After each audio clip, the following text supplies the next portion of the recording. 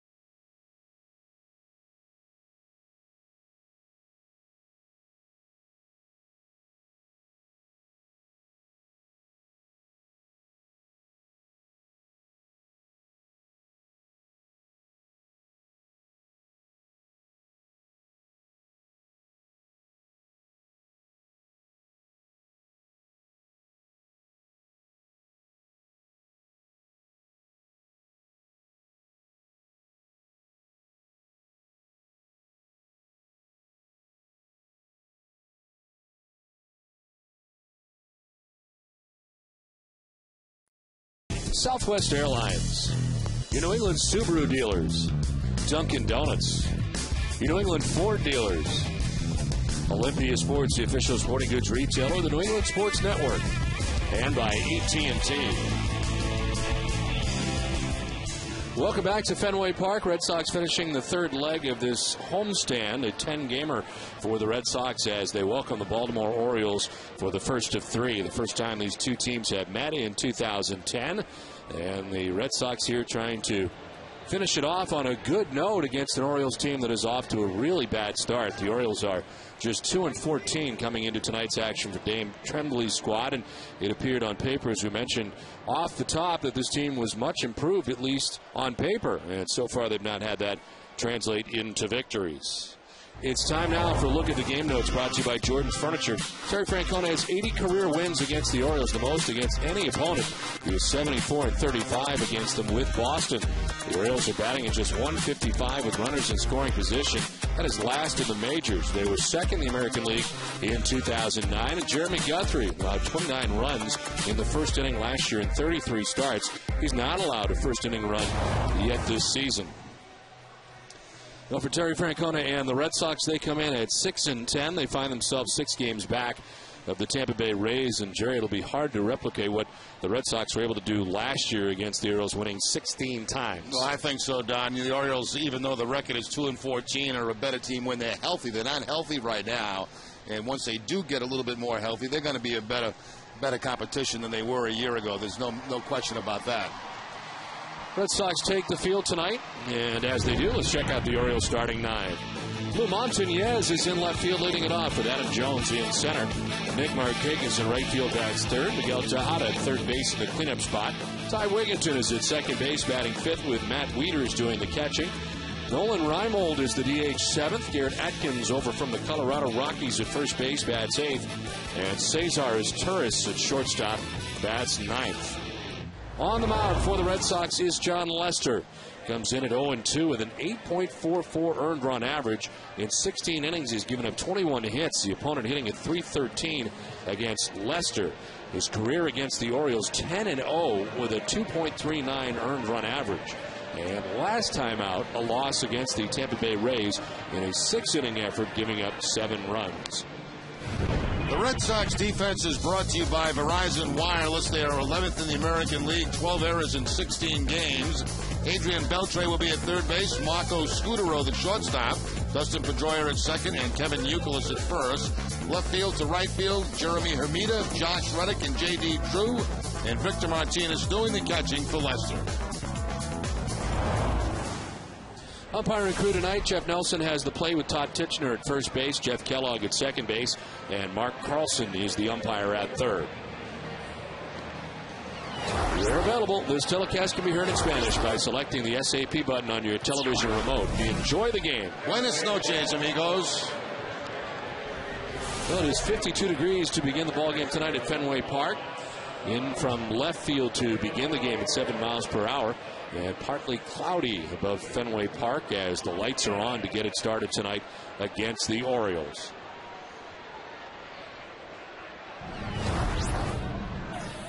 John Lester ready to work to Lou Montañez, the left fielder for the Orioles, who stands in to get it started. And the first pitch of this one misses outside, ball 1. One thing the Orioles have really been doing is struggling offensively up to this point. Montañez takes the strike. He appeared in 29 games last year with the Orioles. As Dave Tremblay needs to get off to a good start and has not so far this season. There's 2-14. Lester's strike makes it 1-2. The curveball snapped off there by John Lester. 1 ball, 1 strike breaking ball from Lester to go ahead 1-2.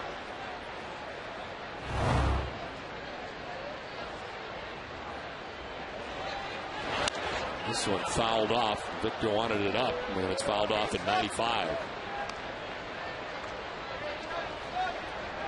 Montañez now, Adam Jones next as the Orioles bat here in the first.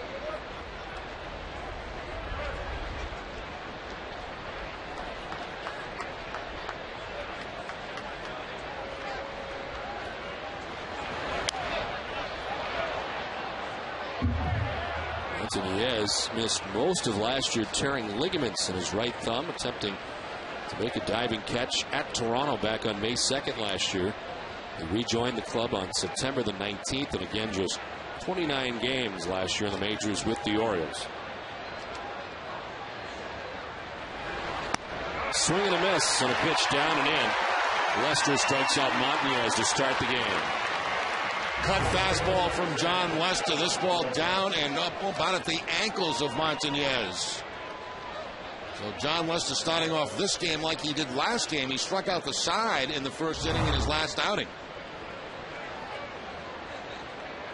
One down, Adam Jones coming up. Moving into center field this season. 203, a home run, 2 runs batted in. This year making his first career All-Star team. Youngest Oriole to make the squad since Mike Mussina was 23 when he did back in 92.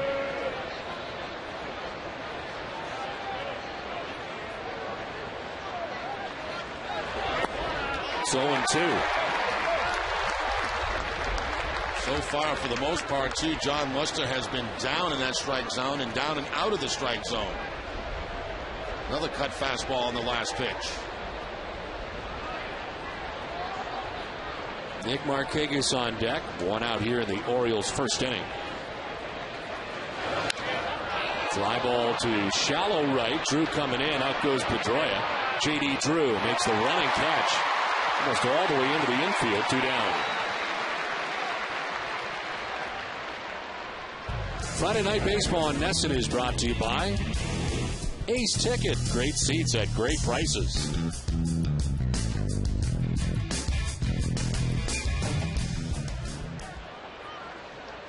Two down here in the first inning. Nick Markakis standing in.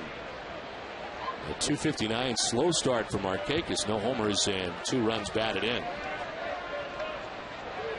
They did have 3 hits on Wednesday at Seattle. This one inside the bag at third, down the line. Over to play it is Hermida as Markakis heads for second base and will get there. A two-out double right down the third base line by Nick Markakis. Well, Markakis not waiting to get behind in the count to John Lester. He jumps on that first fastball that's on the outside part of the plate and takes it right down that third base line into the corner. Markakis came into the game only hitting .200 career-wise against Lester, but has the two-out double to get in scoring position.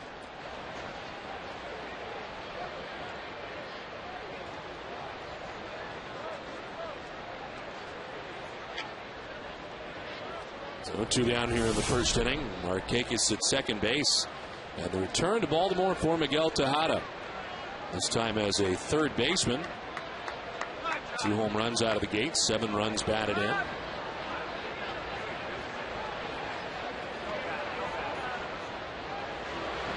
Seems so strange not to have Melvin Mora down at third base for the Orioles, who was there for a very long time. And strange to see Tejada back in an Oriole uniform. The Sabres off to the fast start, less than 2 minutes into that game, on top 1-0.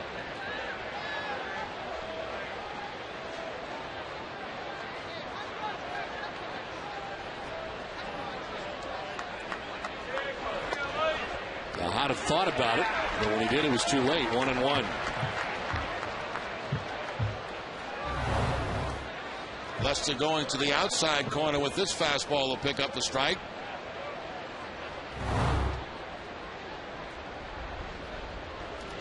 Signed by the Orioles as a free agent to a 1-year deal in January.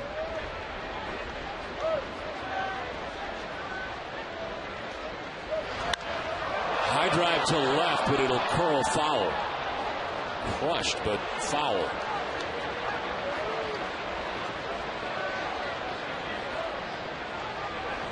Looks like Tejada may have been sitting on the cut fastball here from John Lester. Ball had a little bit too much of the plate, but Tejada hooks it foul.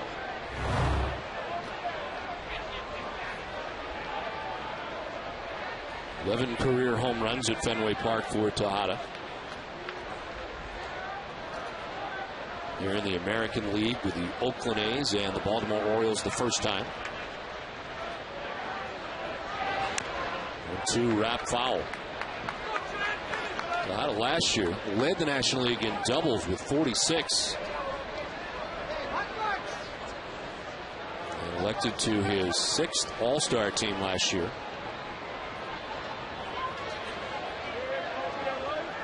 Ty Wigginton on deck. 2 down here in the top of the first inning.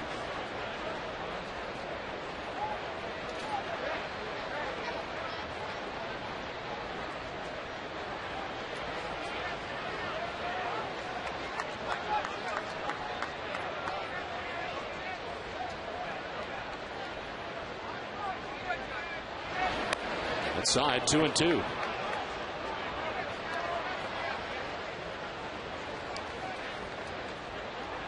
Lester, no decision against the Yankees in his first start. Losses at Minnesota and at home to Tampa Bay each of the last 2 outings.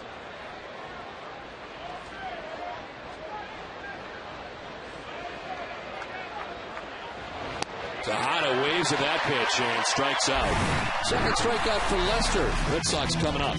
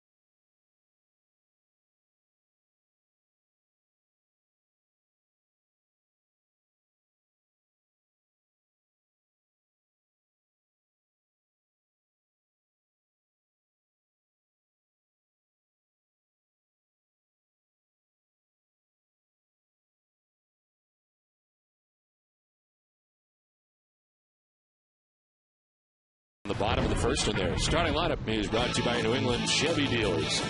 Marco Scudero leading it off at shortstop, and J.D. Drew in right field. Dustin Pedroia at second base, and Kevin Youkilis at first. Victor Martinez does the catching. David Ortiz back in the lineup tonight, the DH. Adrian Beltre at third base. Jeremy Hermida in left. And Josh Reddick getting the start in center field. He bats 90. On the mound for the Baltimore Orioles tonight is Jeremy Guthrie. He is 0-2 in 3 starts with a 3.15 earned run average. He's pitched in 20 innings, giving up 22 hits. Last time out against the A's, a no decision. 6 2/3, giving up 1 earned run. And really just not getting run support from the Orioles offense, which is off to a very tough start. Marco Scudero leading it off and taking ball 1 inside. Fastball, slider, changeup from Guthrie. Pretty good slider.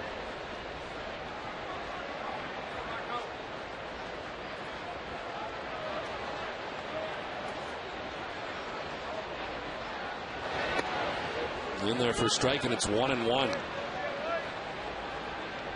11 career starts against the Red Sox for Jeremy Guthrie. 1-5 with a 4.75 earned run average. He's lost his last 5 decisions against Boston. He jumps ahead of Scudero 1-2.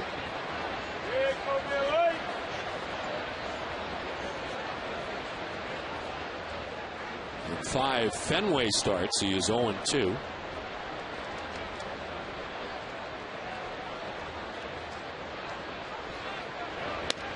Realize spring training is not a great way to rank guys, but he had a very bad spring training. 0-4, 7.40 earned run average in 6 starts. See the numbers here at Fenway Park for Guthrie. Framed by Wieters, but it's ball 3, full count. It's that slider we were talking about, back-to-back sliders to Marco Scudero, but runs the count full to 3-2. Tough to stay off that pitch. Ground ball right side. Wigginton from the outfield grass throws out Scudero. The Orioles are 8th in the American League in defense. 10 errors in their 16 games. Miguel Tejada at third base. Cesar Torres the shortstop. Ty Wigginton at second, and Garrett Atkins at first base. Left to right, Lou Montañez, Adam Jones, and Nick Markakis, and Matt Wieters doing the catching for Guthrie. 1 out here in the bottom of the first inning for J.D. Drew. Sends a fly ball to left. Montañez moves over and makes the catch in the left center. 2 down.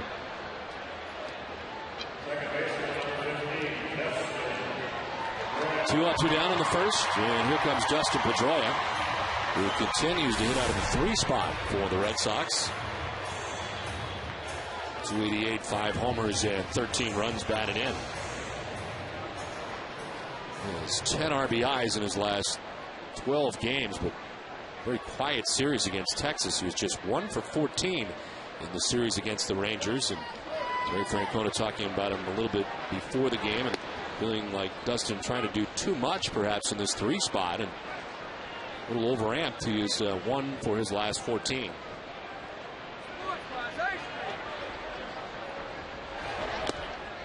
Swing at a foul tip, 0-2. Since being in the 3 spot in the batting order, 2 for 18 for Dustin Pedroia. Great numbers in his career against the Orioles.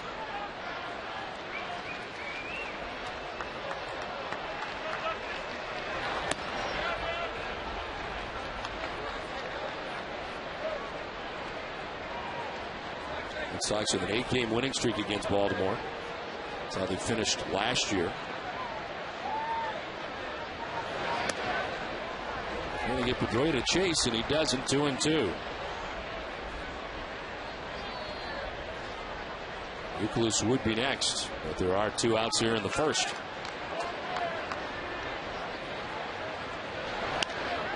To right field, in comes Markakis. And it's a 1-2-3 first inning for Jeremy Guthrie. No score from Fenway.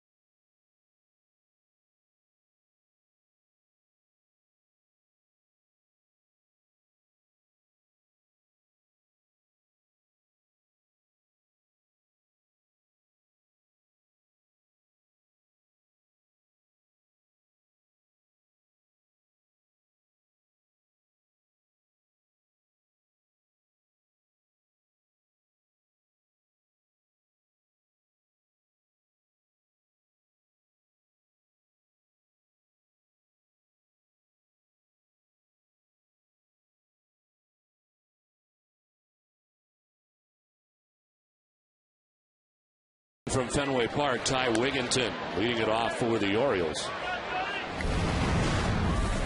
Scoreless game as Wigginton, Wieters, and Reimold to bat here for the Orioles in the second inning. Wigginton with a swing and a miss.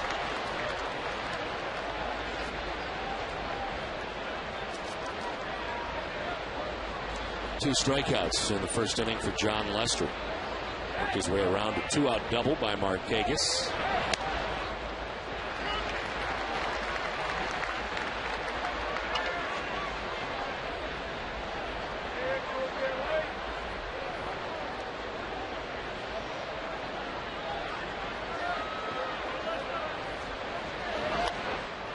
And on the hands and fouled off. 95 from Lester. It hangs at 1-2.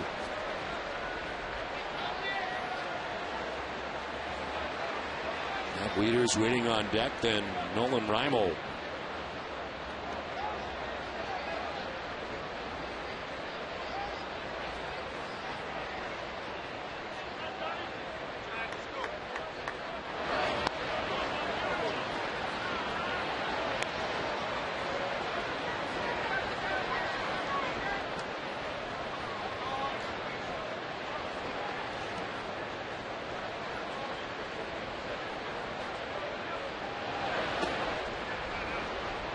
Well, we've now seen all of John Lester's pitches, his fastball, his cut fastball, curveball, and a couple of changeups thrown in this at bat to Wigginton. Changeup here, but too low.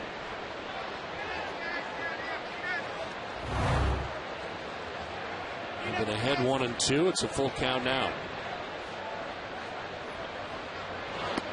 And he loses Wigginton to begin the inning. First walk allowed by John Lester. They're one of the best sports sections in the country to deliver to your home every day. Sign up now for convenient Boston Globe home delivery. Call 888-MY-GLOBE or go to bostonglobe.com/sports.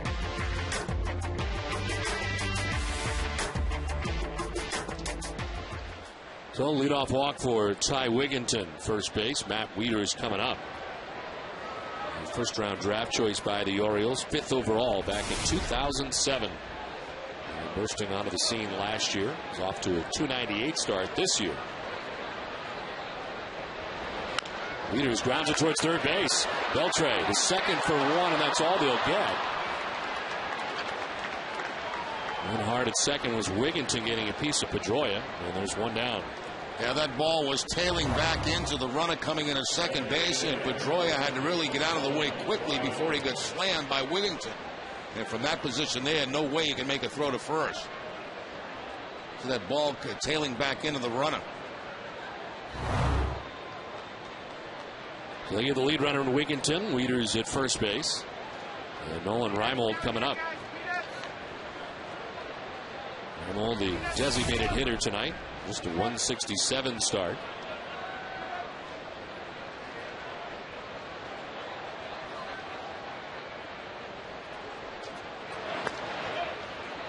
And it takes strike one.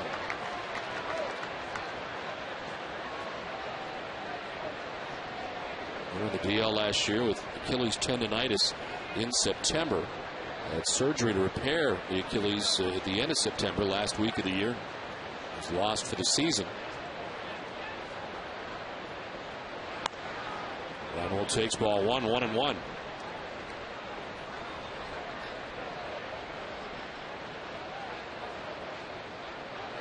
Brian Roberts, of course, their leadoff man, out of the lineup right now with a bat back.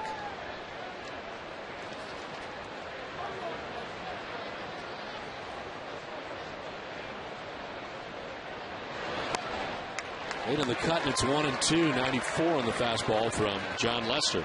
Pretty good sink on this fastball, too, from Lester on the outside part of the plate. Everything away from Reimold in this at bat.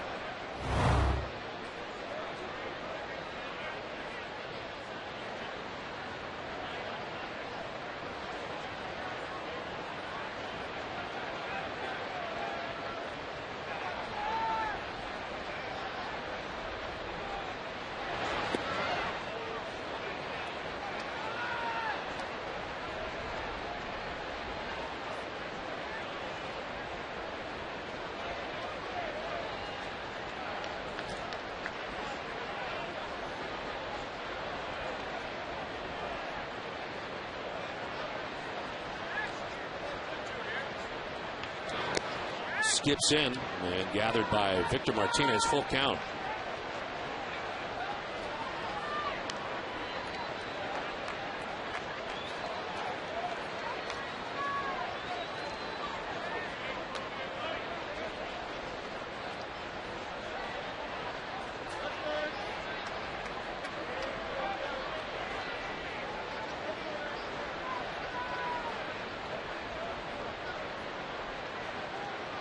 There goes the runner at first. There's a ground ball foul. As Wieters was taken off on the 3-2 with one out. And a foul ball off the bat of Nolan Reimold. 3-2 count. You wait to make sure that the ball's going to home plate. There's no way you get picked off on a 3-2 count if you're going to second base. You make sure the ball's going on its way home.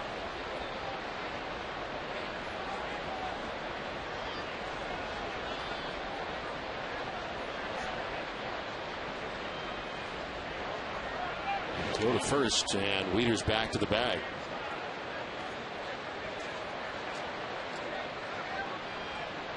Red Sox 6-10 heading into tonight's action. After the worst start to the first 16 games of the season since 1996. They started the year 3-13. Wieters going again, and a check swing grounder towards short. Scudero flips to second and hits the runner, and everybody's safe. He had virtually no chance of getting Wieters, who was running, and elected to go that way and hits the runner. And instead of getting one out at first, the Red Sox defense has no outs. Yeah, I have no idea what Scudero was thinking about here, unless he didn't know the guy was taken off at first base, because he had no chance at all. Comes in, charges the ball, tries to flip to Pedroia, and hits the base runner. I mean, there was no chance to get a force play at second base. I really have no idea what Scudero was thinking about on that play.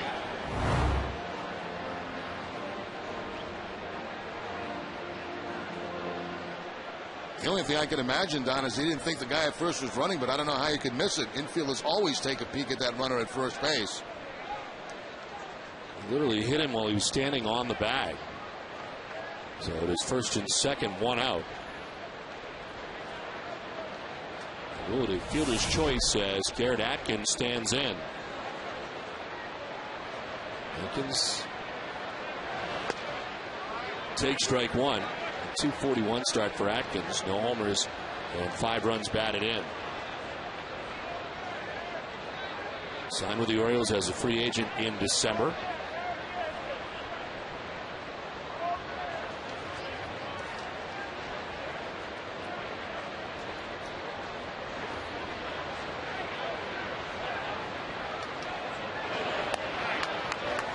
Missing away, 1-1. Atkins, a guy who had 3 straight seasons of 20 or more home runs in the Colorado Rockies. Last year just hit 9, and so far this year looking for his first home run in an Orioles uniform.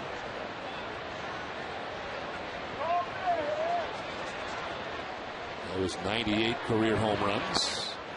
And takes one down and in, 2-1.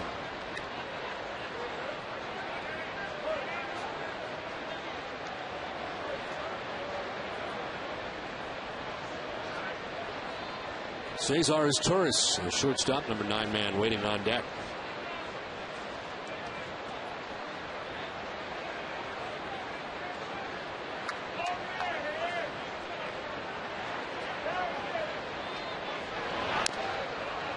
Tap foul, 2-2.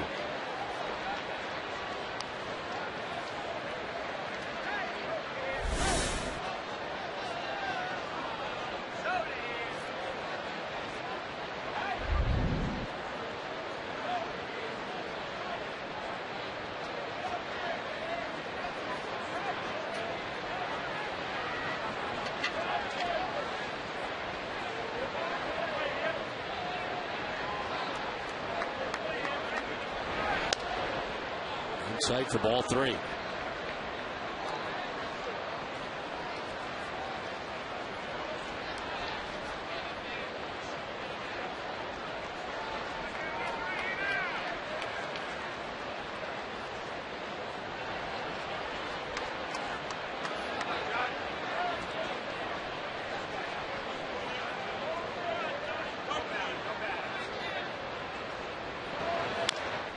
to third base. Beltre will tag the runner and fire to first. It is a double play. Hopkins was not looking like he was beating it down the line all that well. Red Sox get the double play, scoreless after an inning and a half.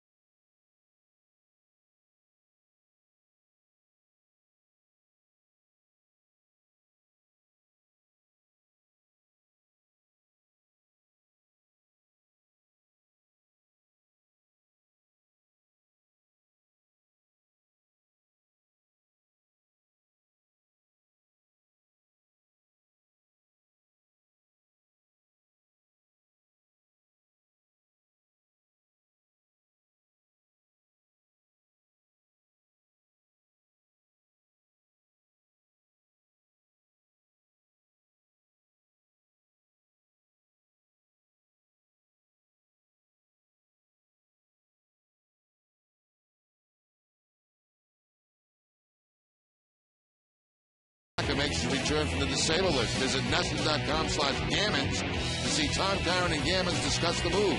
That's NESN.com/Gammons. Last half of the second inning, scoreless from Fenway Park as Kevin Youkilis, Victor Martinez, David Ortiz to bat here in the inning. Line to center, Adam Jones back to make the catch for the first out of the second inning. Hit hard, but to the wrong spot. Adam Jones able to get back quickly. One down here in the second inning. Victor Martinez coming up.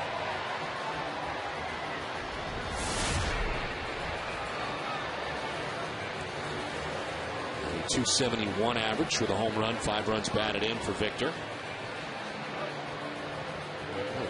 Pretty good series against the Rangers. He was 5 for 7 in the series against Texas.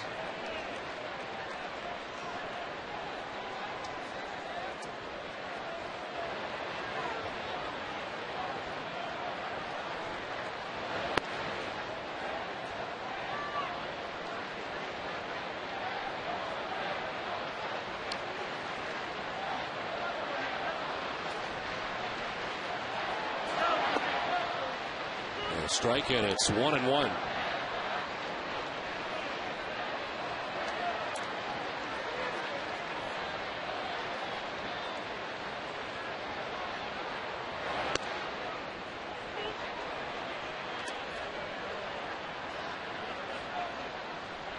For Guthrie last year led the American League with 17 losses.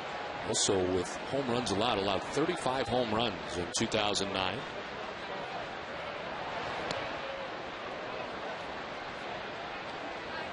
Did go 6 or more innings in 23 of his 33 starts last year. Pitched in the World Baseball Classic for Team USA in March last season.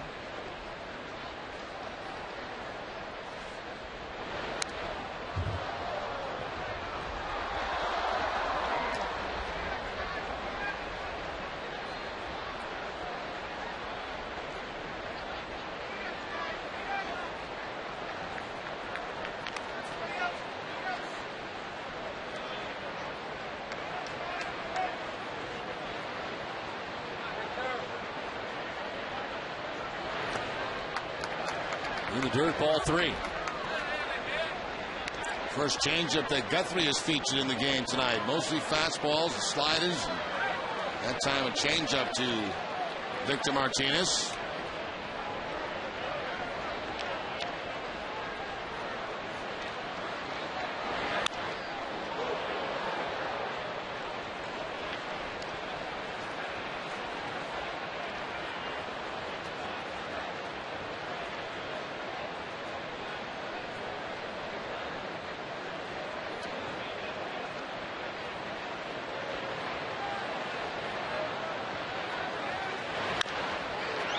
Two hopper to first. It jumps up into the midsection of Atkins, but he's got it and applies the out at first. 2 down.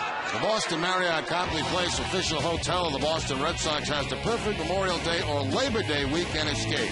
It's the Grand Slam baseball package that includes 2 tickets to a Red Sox game. For reservations, call the Grand Slam hotline at 617-937-5600. The key matchup is brought to you by your New England Acura dealers. David Ortiz, 7 for 23 against Jeremy Guthrie with a couple of home runs. As he takes strike 1. Working hard the last 2 days in which David has not played in the cages and getting ready for his return to the starting lineup tonight. Just a 146 start for Ortiz.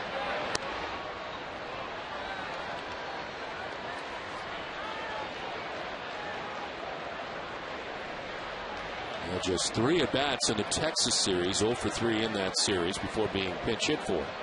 And was 2 for 15 so far in the homestand as he takes a pitch away. Jason Pominville has put the Sabres on top 2-0 in the first period.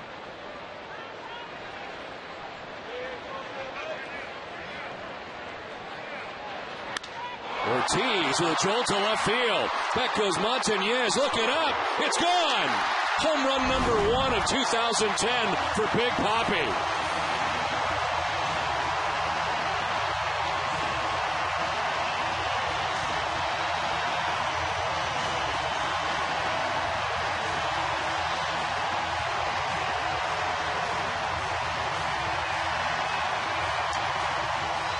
Ortiz doing an excellent job keeping that weight back and using the opposite field on this swing. It's one of the things that he has been working on is keeping that weight back a little bit longer, not jumping out, and he certainly did it there.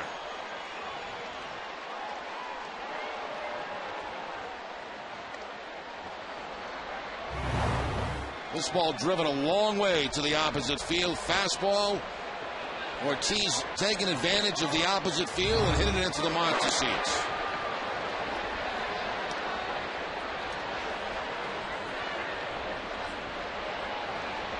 That is the second home run allowed by Guthrie of this season. Mentioned the 35 last year.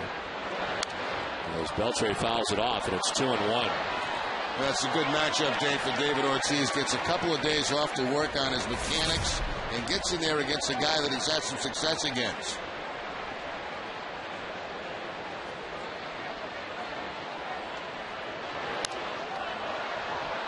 Hess and Hess Express, the proud sponsors of the Red Sox and the Red Sox on Nesson. During the 2010 Red Sox season, Hess and Hess Express will donate $500 to the Pediatric Trauma Program at Children's Hospital Boston. For every home run hit by the Red Sox, Hess and Hess Express committed to helping the cause. 2-2 is a ground ball softly hit to Atkins at first. That will end the second inning. But David Ortiz in his solo shot has the Red Sox on top 1-0.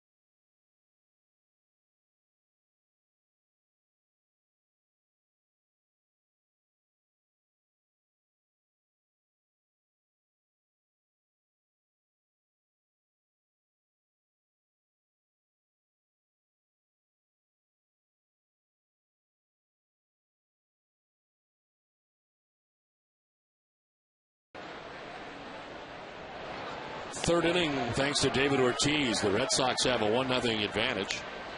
As John Lester back on the mound for the third, deals with 9-1-2 for the Orioles. Cesar's Turris swings at the 0-1 and finds himself in the hole, 0-2. Look at David from the side. Watch the weight go back first and then forward. Perfect timing that time by David Ortiz. Keeping the base back and then moving forward as the pitch is coming in. And the opposite field home run.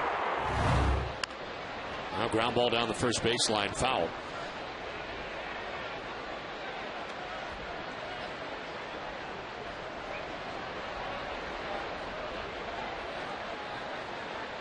Cesar's Turris batting out of the 9th spot, a .233 start to his year.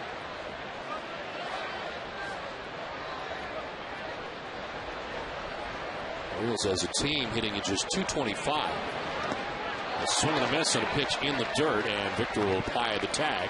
It is the third K for John Lester, 1 down. First 2 strikeouts on cut fastballs for John Lester. He gets his Turris here on a curveball. Ball bouncing, has to be blocked by Victor Martinez, and he just applies the tag to his Turris, who decided not to run down to first base.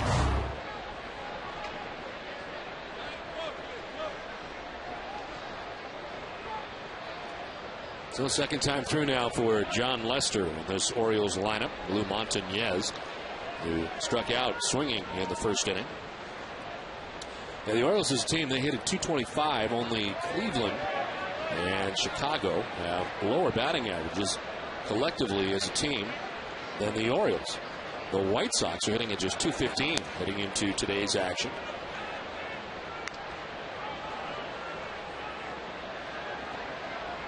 And there are the hard numbers. And 3 precincts reporting in. The ball and a strike to Montañez. It's all part of the reason the Orioles are 2-14 to begin the year. Already 10 games back of the Tampa Bay Rays.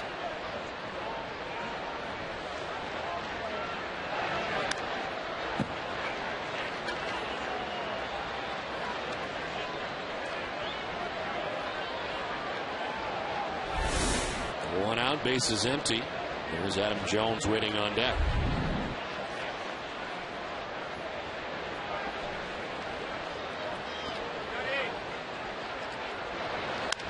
In the air to center field, shallow. Reddick coming in, and Reddick will make the running catch. He got a good break from center, had to go a long way, and makes the catch for the second out of the inning. That's a tough one to read, too, for Reddick in center field, because it's toward the end of the bat. And a lot of times that'll freeze that outfielder, but he took a step back, and then he really turned it on to get there to make that play. You see the big swing, but the ball not hit all that hard. Sometimes that freezes the center fielder.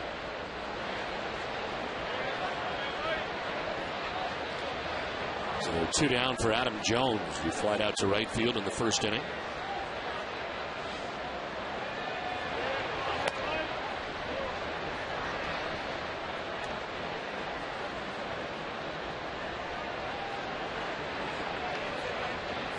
Coming from the Seattle Mariners in the Eric Bedard deal.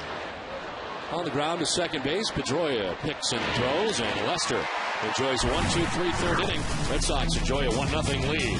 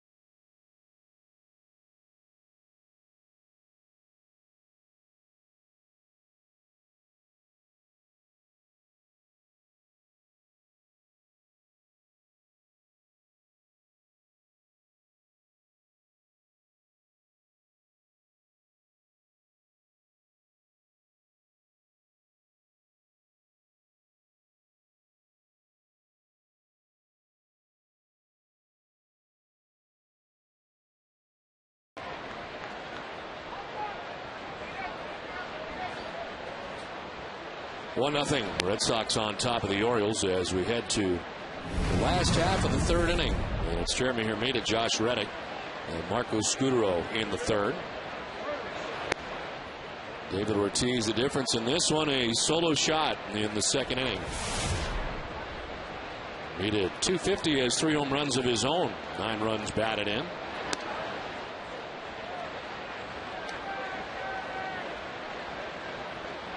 Homered in 2 straight games. Reddick getting the start in center field, waiting on deck. There's a strike, and it's 3-1 to Hermida.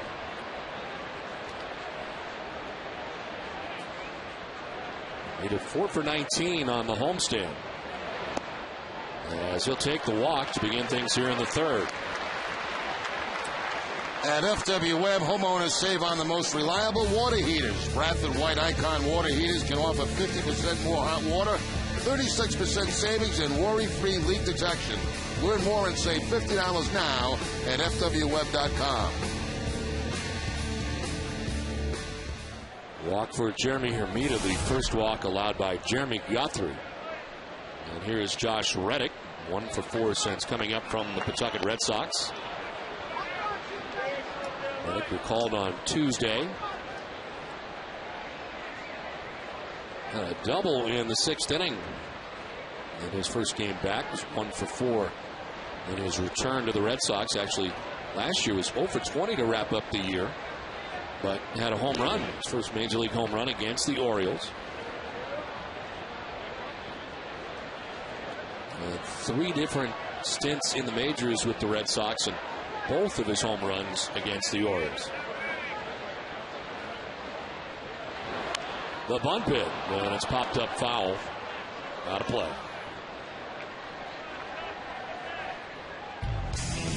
Red Sox baseball on NESN is brought to you in part by Eastern Bank, the official bank of the Red Sox television network. Eastern Bank, the best team in banking. 0-2 the count to Josh Reddick.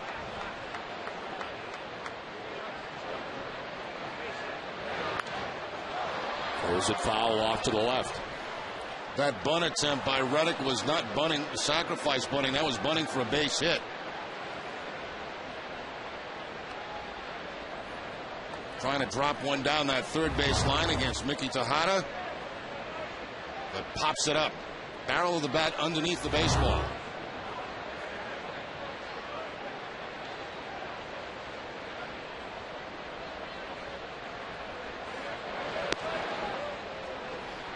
Reddick last year, 3 different classifications. Started in Portland, went to Pawtucket, then to Boston. Spending most of the year in the minor leagues. He hit .245, 13 homers, 45 runs batted in 81 games between AA and AAA. We'll see 2 major league home runs in 27 games for Boston. 1-2 is outside, 2-2. And again, it was one of those situations last year, the injuries in the outfield, where in spring training, you really did not imagine by year's end you'd see Josh Reddick in 27 games.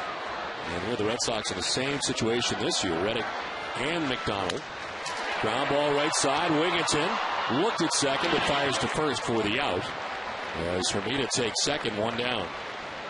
Wigginton probably had a chance at second base, but this early in the ball game, why take the chance if you're not 100% sure? Going to his left, spins around, takes a peek, and decides not to do it. Go to first base and get the sure out. The look from this angle shows that he probably had a shot to get the force out at second, but he didn't feel comfortable making that throw.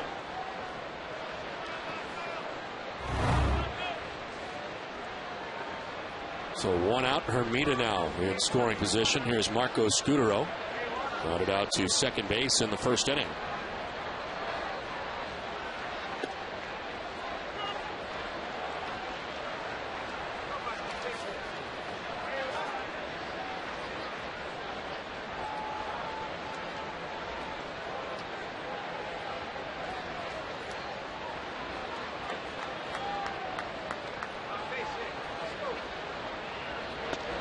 Scutero 4 for 18 in his career against Jeremy Guthrie.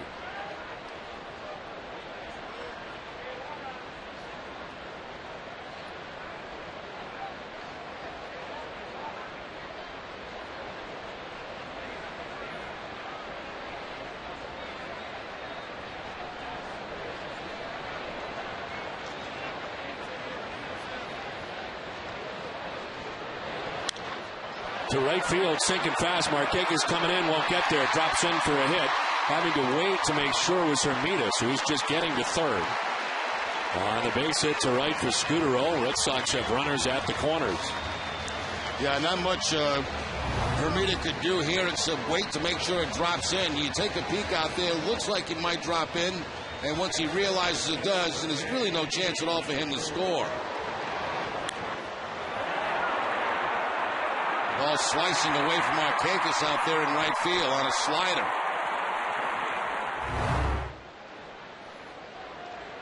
So they're at the corners, one down for J.D. Drew. Lined out to left field, first time up.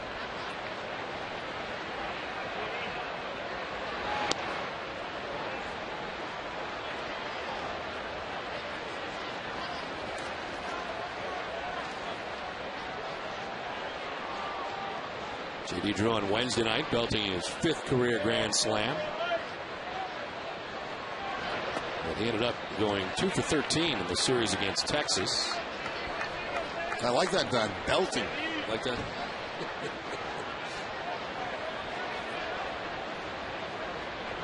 It's first and third, one out.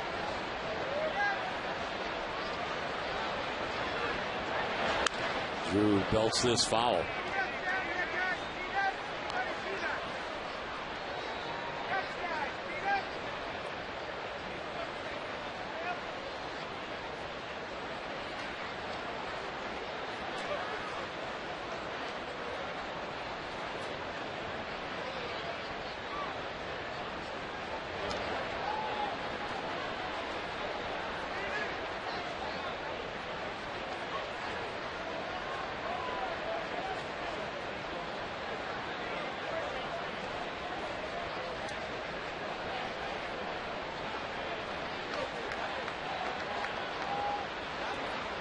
Two-one to Drew. He's in there for strike two, 2-2. J.D. hates it.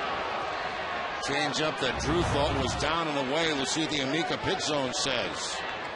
It agrees. Down and away.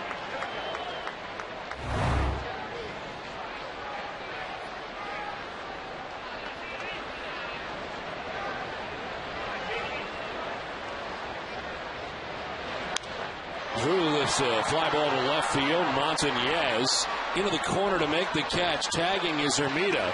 Throw goes to second base, and the Red Sox lead it 2-0. J.D. Drew picks up the RBI, and the Red Sox lead it 2-0. Now, there's some place you don't see J.D. hit the ball very much at all, do you? Fly ball to left field. But a good time for it with the man at third base. A slider away. Drew goes with it to the opposite field and deep enough where it will not even draw a throw home by Montañez.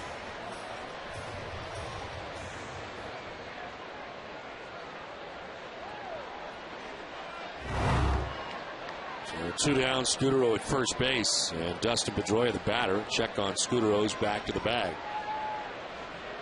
Pedroia flied out to right field in the first inning.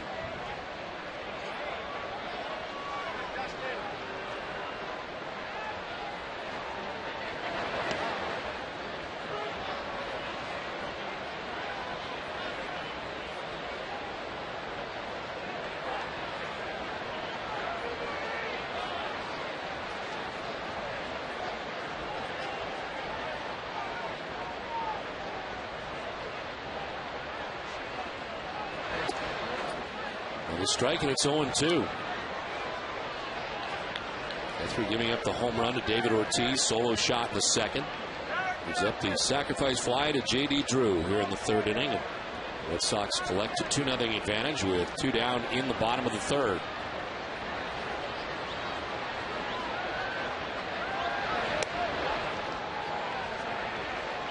Pedroia just 1 for his last 15. And for Dustin, that average tilting down into the 200s at 288.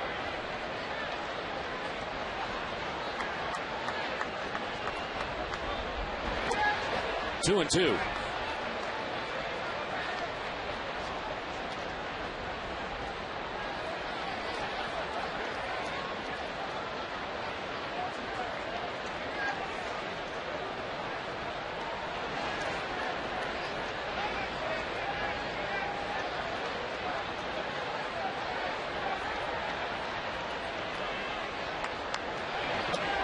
All three had been 0-2, but a full count now.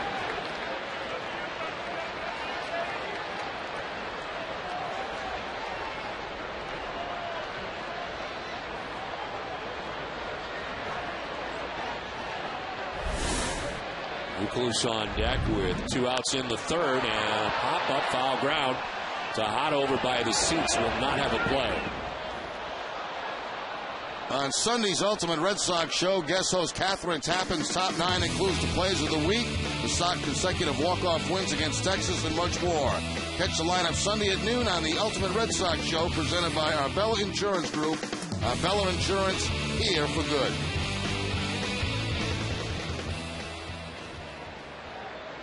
Full count to Dustin Pedroia with 2 outs. Scudero at first. And Pedroia down the right field line, curling foul.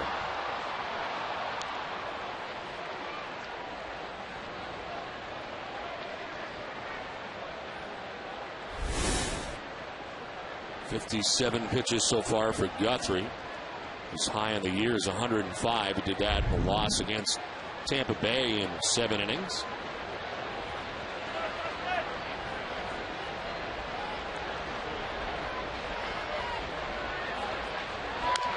Pedroia chops it foul outside of third. This at bat ventures to pitch number 9. Pedroia fouling balls off, pulling them, going the other way. Long at bat for Dustin.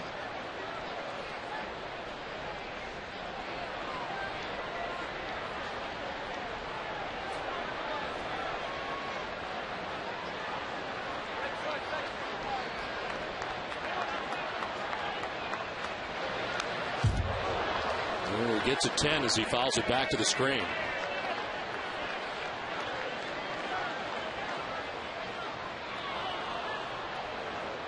Pedroia flied out to the right fielder Nick Markakis in the first inning.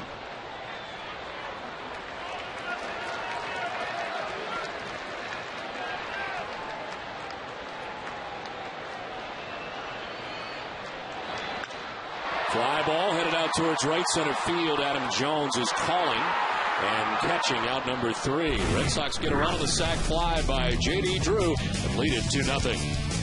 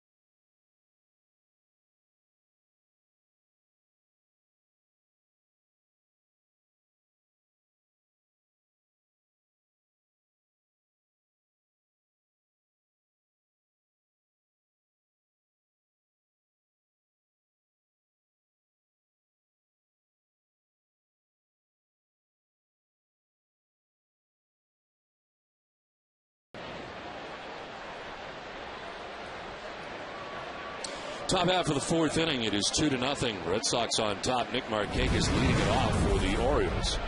There's John Lester back on the mound. It is great to have the head coach of the Boston College Eagles, the national champion Boston College Eagles, Jerry York, along. It's great to see you, Jerry. Hey, thank you, Don. It's a fabulous night to be here. We've got our whole team, and they threw out the first ball. You saw that. Tremendous. Second time in 3 years. Is it sunk in yet? Not yet. Each morning I wake up and think about how good a team we had this year and how the players really bought into the team unity, and it was terrific.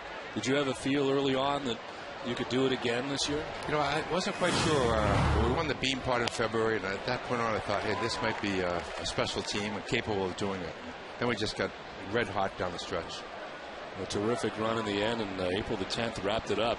Hasn't been that long, so I'm not surprised it hasn't sunk in yet. You got some time still. Yeah, we do, and I hope they get on the golf course pretty soon and start chasing that white ball around. I was going to ask you if there is such a thing as an off-season with recruiting and everything else. During the offseason, this one is grounded to second base. And Markakis is out. When you get going again, when things start getting ready for next year? You know, we got two great assistants, Greg Brown and Mike Cavanaugh. They do an awful lot of work for us. And they keep their hands on the pulse of the recruiting. But probably early June, we'll start making some visits, home visits, and then really kicks up in July again. It was really your offense, wasn't it, that got it done for you in this championship? No question, but we got great stellar goaltending from John Muse. He was really hot in the goal, but our forwards were dynamic and really difference makers in these games. And, you know, it's tough to ask you which one's your favorite because there's such a turnover in college hockey. You get new players every year, new kids come in. And, you know, you've got to guide those guys through, show them what the old guys have done, and that's going to be a great job. Yeah, I think it is. It's like you said, each year is different. The chemistry, even though the players coming back, they were sophomores the year before, the juniors, and but we're at a special place, Boston College, and it's been a really great run for us. It was a broken back grounder to shortstop. Scudero to his right. And he guns to first for the second out. I got to ask you, so many guys go from Boston College in the NHL. It's got to be proud for you to see those guys move on and see their careers flourish in the NHL. Well, I just watched a little bit of the Bruins game in between, but Nathan Gerby assisted on one of the goals for Buffalo, so I'm not that proud. I'm a Bruins fan. The other way, there you go. Yeah. There you go. But you stay in touch with a lot of those guys who have come through the program while you've been there? Oh, sure. And you know, especially when they visit Boston. We don't have anybody at the Bruins this year. Kobaso was drafted, but yeah, it's great. We had 16 players play at least one game last year. But this is my first love, Jerry. I wanted to be a shortstop. I thought. That's what I was going to ask you. Yeah. Baseball's you got a big love for baseball, don't you? No question. I thought through CYO and, you know, Babe Ruth League in high school, I thought this is going to be my sport. And then the ball started moving on me a little bit. And that's the problem when it starts. Yeah, it starts moving, yeah. I got a question for you. I hear hockey players like the nicest guys in the world. I mean, does it start that way in college? Is that how it starts? I mean, it seems like professional hockey players seem to be the most generous and kindest and nicest guys, even though it's a tough sport. You know, it seemed that way when I coach them, and of course I meet a lot of players. They don't have their hand out a lot of times saying, what can you give me? What can you give me? And I think that's something maybe intrinsic to the sport of hockey. You know, we paid for ice time growing up, and we traveled, you know, as little guys playing away from home, and maybe that, you know, really early mornings, yeah. So maybe that's part of it. But I think New England, the fabric here, just loves sports, whether it's Red Sox, baseball, Patriots, Celtics, Bruins, BC hockey. It's a great spot to coach in. It's got to be great for you coming from here, growing up here, and now coaching here. I mean, it's got to be terrific for you. Dream come true, I would think. Oh, no question. You know, pinch myself some morning, wake up, go to work. It's not even considered work when put those skates on and kind of glide around there. Well, we congratulate you again on your second national championship, 3 years. Thanks for coming up. Thank you very much. Nice to see you. Keep up the good work. And I want to see Wally. Is he here? Yeah, he's right there. He's always here. He's in his rocker, huh? Yeah. Well, a walk here allowed by John Lester with 2 outs in the inning as Ty Wigginton takes first base. And Matt Wieters coming up.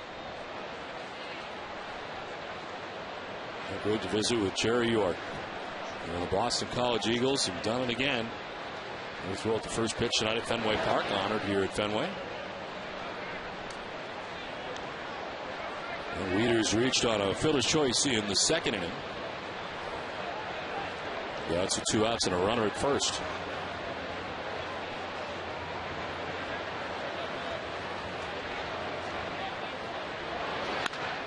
Driven to left.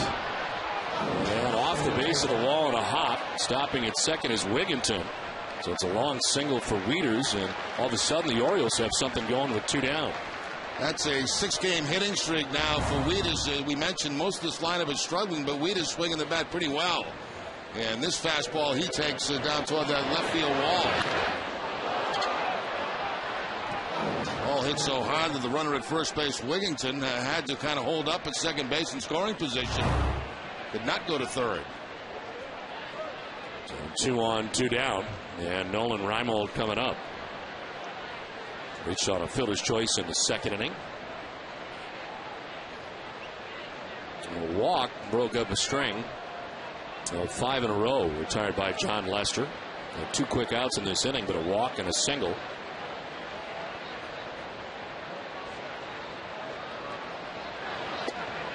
And it's strike 1 to Reimold.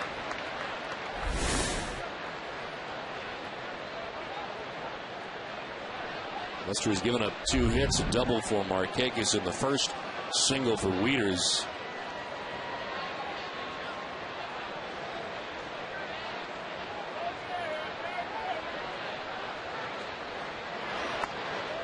Reimold takes ball 1.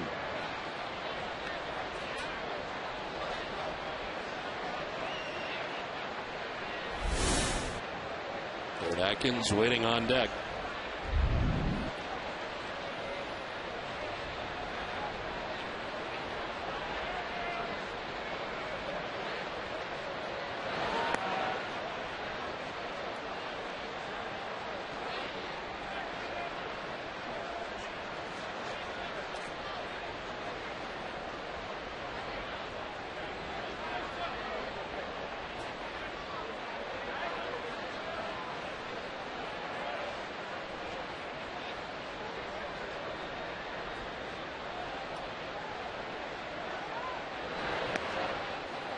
Three and 1.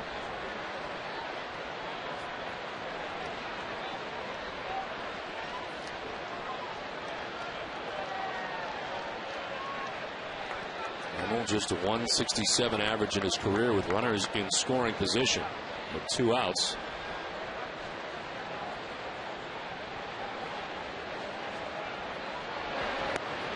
As he takes ball 4 and heads down to first base. So 2 walks and a single coming here with 2 outs in the inning. All of a sudden, the Orioles have the bases loaded. Third walk given up by Lester in his outing. Ace Ticket, getting what you need when you need it. Sold out or not, find your seats at Ace Ticket. Call 1-800-MY-SEATS.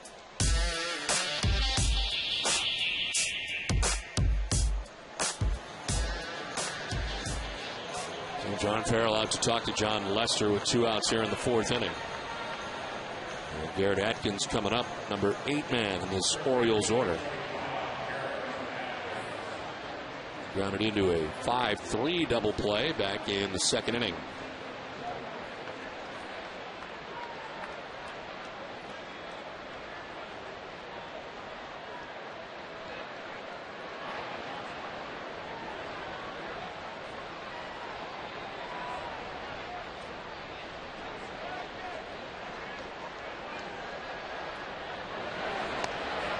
Strike over the outside corner. Atkins has had a good career in this situation, including 5 grand slams. With Wigginton at third, Wieters at second, Reimold at first.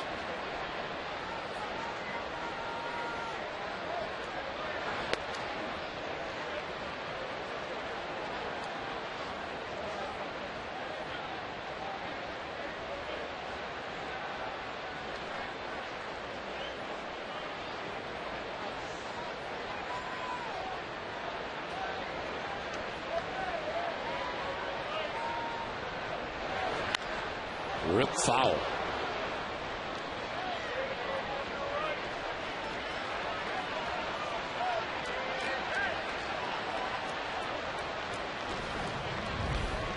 Mike Greer has scored for the Sabres, and Buffalo leads at 3-0.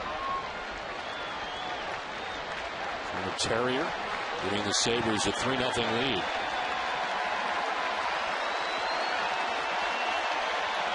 Bases filled with Orioles, 2 down here in the 4th inning. A 1-2 pitch. Atkins grounds it foul again. Lester got away with one there. He left that breaking ball a little bit up in the strike zone, and Atkins pulls it foul. Curve ball from John Lester, just a little bit up, about belt high. 70th pitch for Lester, 3 2/3 deep. They're trying to get out of this jam here in the 4th inning.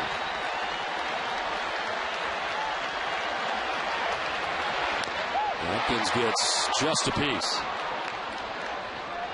A little bit better this time as it's down more in the zone, but Atkins able to foul it off.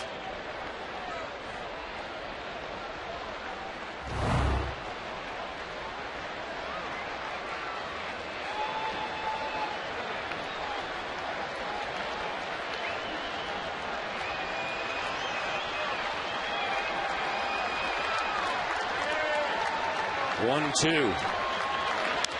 Foul down the right field line, out of play.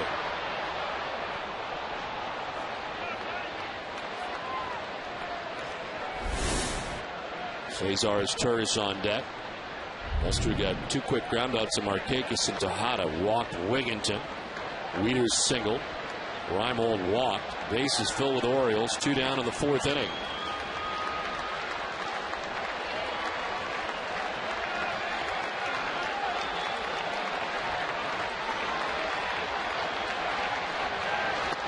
Strike 3 call. The Orioles leave him loaded as Lester picks up his 4th K. The Red Sox lead it 2-0 after 3.5.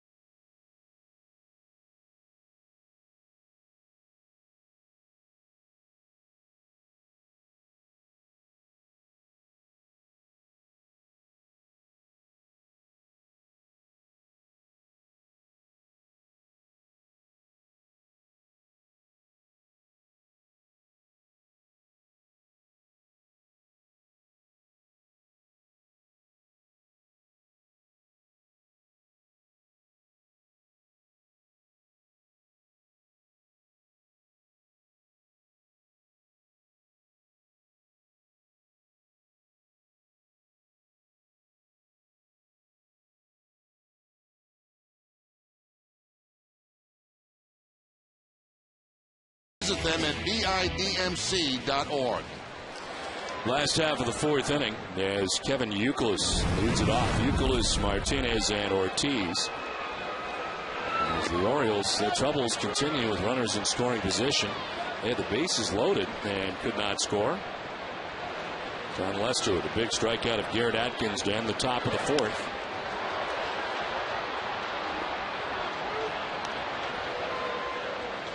Youkilis lined out to the center fielder Adam Jones first time up. John Lester getting out of the jam. To third. Tejada with a bobble and no play after that. Youkilis reaching to begin the bottom of the 4th. That's the second time tonight that Youkilis has hit the ball very hard, but still does not have a hit. A hard line drive to center field in his first at bat, and another line drive on one bounce to Miguel Tejada, but they're going to rule it an error on Tejada.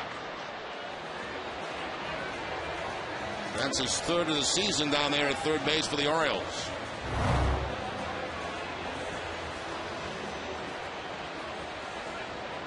Lead runner on for the Red Sox for the second straight inning. And here's Victor Martinez, who grounded out to first base in the second.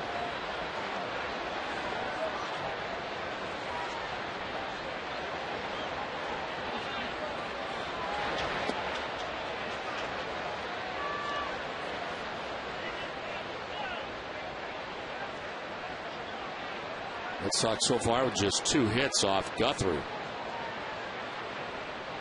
A home run by David Ortiz, single by Scudero. Center field, and Adam Jones makes the catch for the first out in the 4th inning.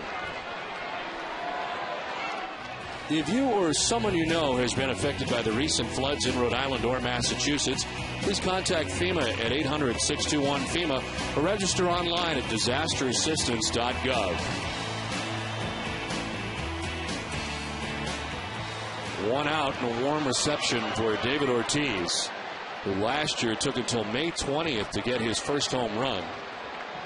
It's his first home run of this season and his first at bat tonight.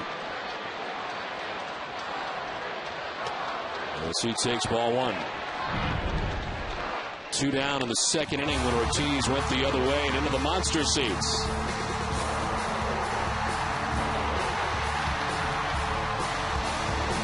After 2+ games off and on the bench, his first at bat results in a home run.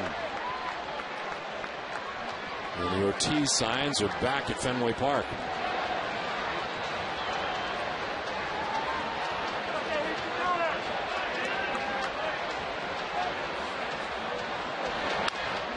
Broken back ground to the shortstop as Torres to second for 1, on to first for 2. And it ends things here in the 4th inning.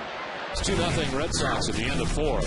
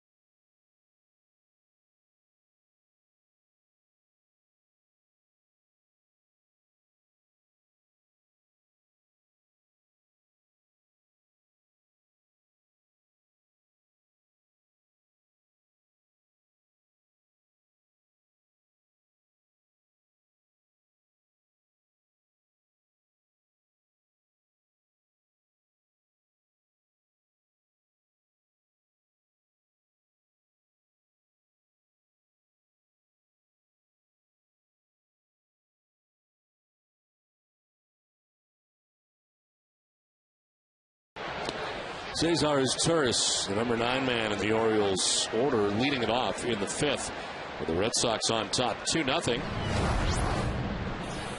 That was the 73rd pitch of the night for John Lester. He is 1-0. He was in there for strike 1, 1-1.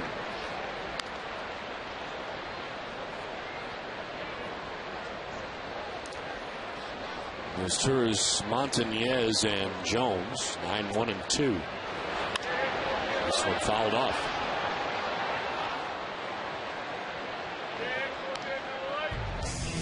Red Sox baseball on NESN is brought to you in part by Eastern Bank, the official bank of the Red Sox television network. Eastern Bank, the best team in banking.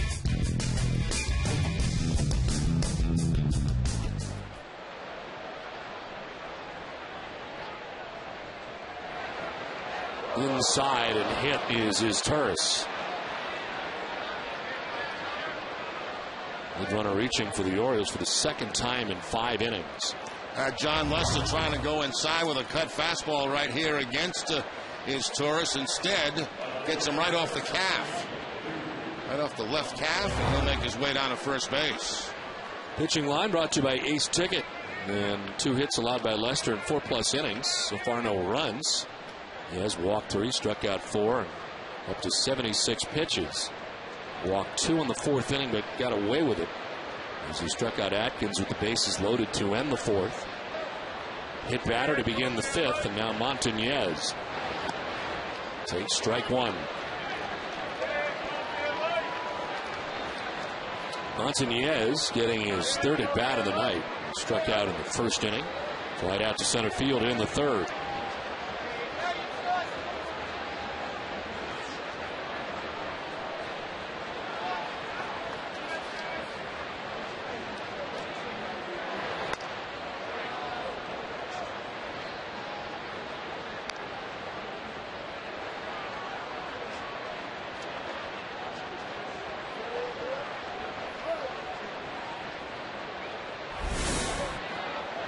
Jones on deck with the Orioles batting here in the 5th.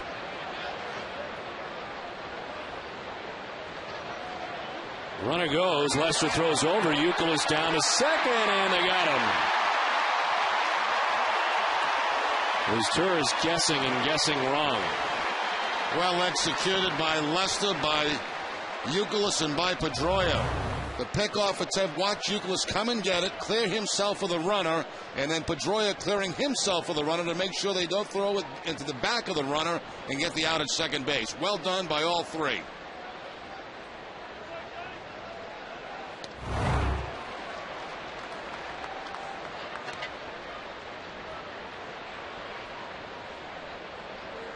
Youkilis is the first guy to know that that run is taken off, so he comes get the ball on that pickoff attempt from the pitcher.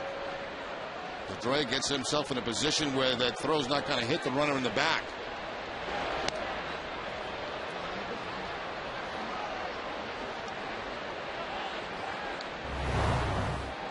First the pickoff, then it's the Youkilis come in. Pedroia gets inside the bag, and the tag applied as Torres is out on the pickoff. Or what is that? Is that caught stealing? Yes. I always get confused on that.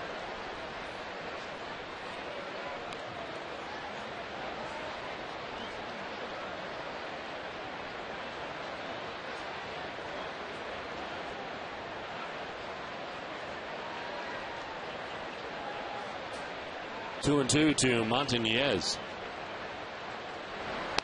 And he strikes out looking. 5th strikeout for Lester, 2 down. Last couple of strikeouts for Lester have been on fastballs. The one to end last inning with the bases loaded. And now a fastball inside corner to Montañez. One more looking. Great shot here of how Youkilis gets himself inside. Pedroia gets himself inside. Not even close to the back of the runner. Nice shot from that left field wall.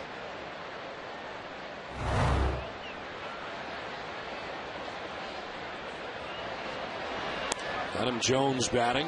He's 0 for 2 tonight. He's fly to right and grounded out to second base.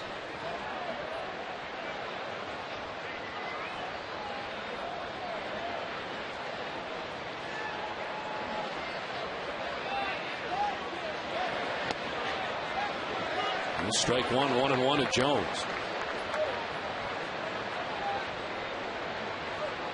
Jones is 24 years old. Signed with the Seattle Mariners, of course, traded for Eric Bedard. His 3rd season now in Baltimore. Opposite foul, and it's 1-2. He had 277 last year, 19 homers, 70 runs batted in. and an all-star for the first time. Spent time on the DL, the sprained left ankle in September of last year.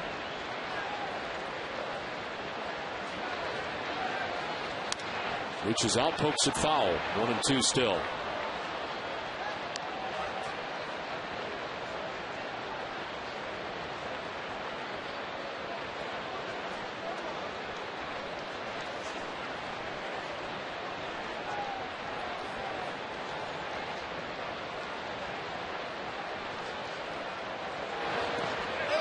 He may have gone. They check no, says first base umpire Todd Tixner.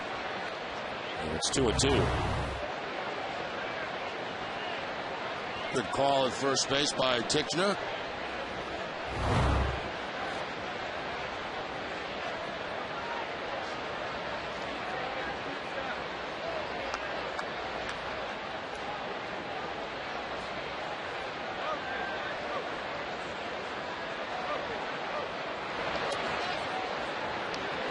Lester upset with himself in that last delivery. Misses for ball 3. It's one of the few pitches tonight that he's got underneath of.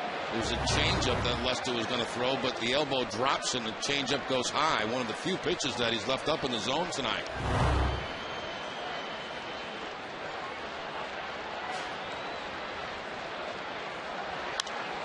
Jones down the right field line, foul. How much would you pay for the ultimate refreshment? How about just 79 cents? That's all it costs when you visit the Chill Zone at Cumberland Farms. Fill up on all your favorite fountain and frozen beverages for just 79 cents. Any size, anytime. The Chill Zone, only at Cumberland Farms.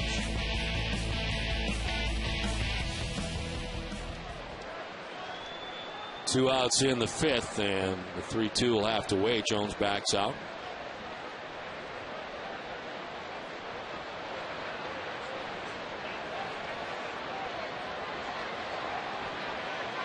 Three-2.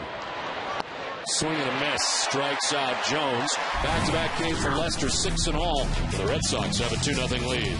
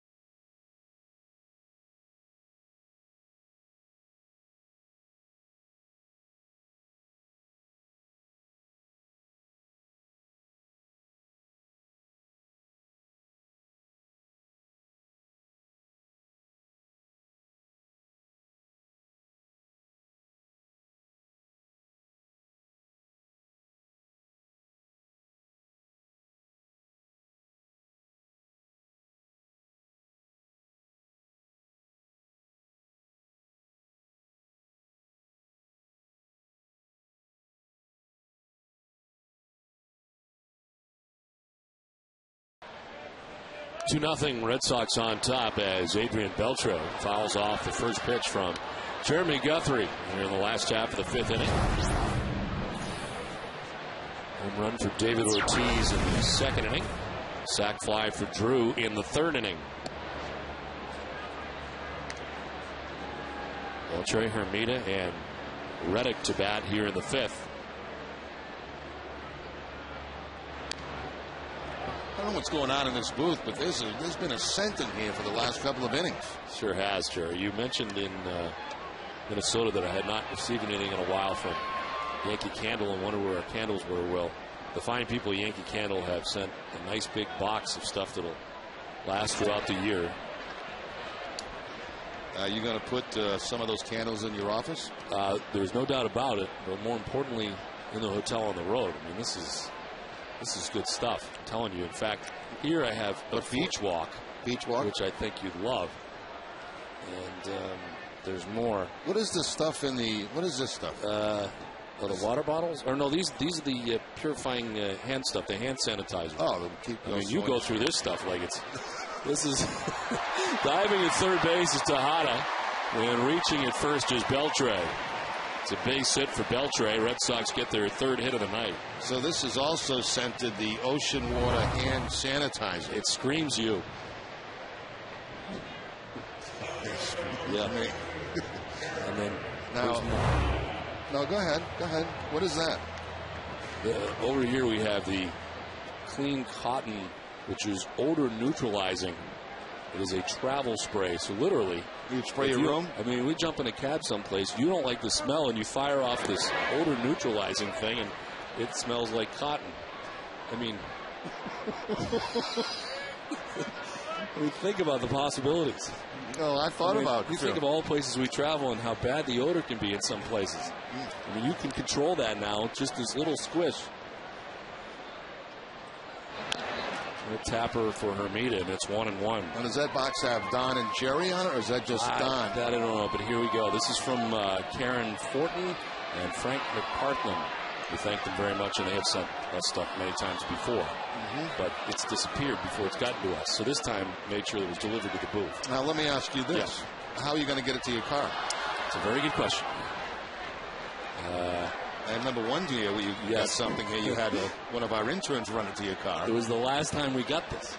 Want me to take it down? I'll take it down. No, it's okay. You can handle it. No, it's all right. I got nothing else to do. But you know what happened was it used to go someplace else. I won't name the place, and it would disappear every single time before we get up here. So that's why they delivered it here this time. That was in Nesson office, and you accusing Michael Narachi of stealing. I didn't say that. I didn't name names either, Michael Narachi, but it's possible that he took them.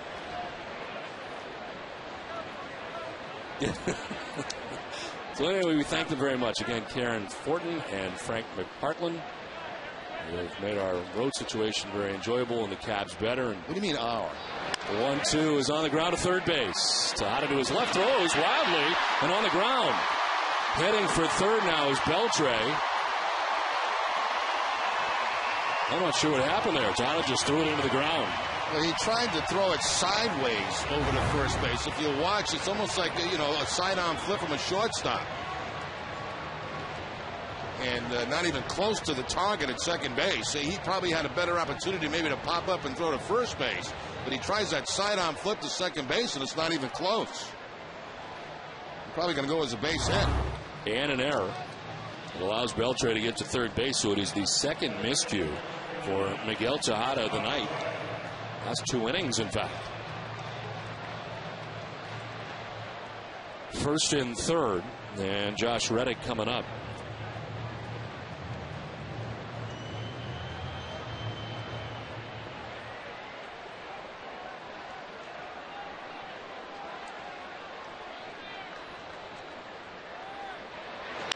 On the ground to first base. Atkins touches first. Now they need a tag play between first and second as they try to run down Hermida. A run has already scored, and Hermida is tagged out. It's a double play, but in the back door from third comes Beltre, and the Red Sox lead at 3-0. Actually, Atkins had a play at home. He could have tagged first base and gone home and probably got Beltre at home plate.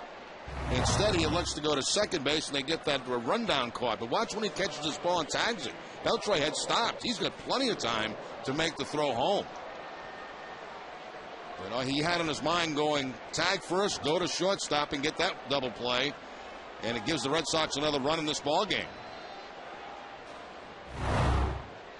3-6, 3-4 on the out. Run scores. Beltre from third, and it's 3-0 Boston.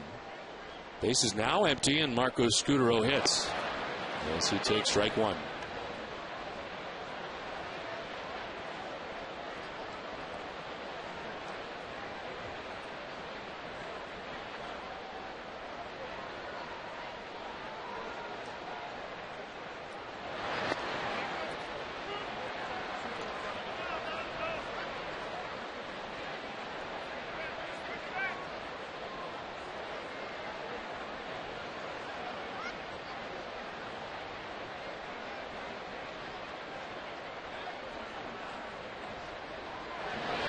0-2 is inside, 1-2. A different look that time from Guthrie as he drops down to the side with the fastball.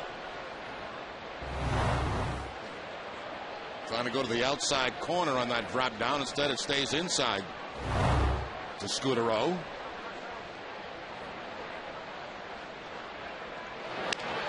Chop by the mound slowly. Ty Wigginton, a bobble, and it's costly. On at first is Scudero. It's going to be a tough play anyway, and they give him a base hit. Do or die play for the second baseman. You charge as hard as you possibly can. It's hit hard enough where you can play it with the glove, but it bounces right out of the glove of Wigginton. And from that point, no chance to get Scudero at first base.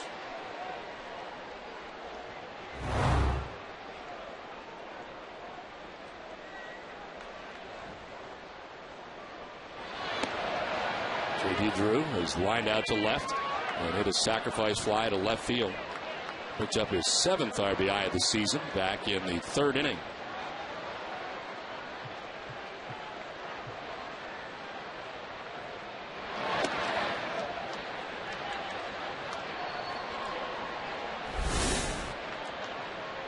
"85 pitches deep into his outing with 2 outs here in the 5th of the night in which he's received no run support. Fly ball lifted to right center field. Adam Jones is over and he puts away out number 3. Red Sox had a run. We played 5 from Fenway. It's 3-0 Boston.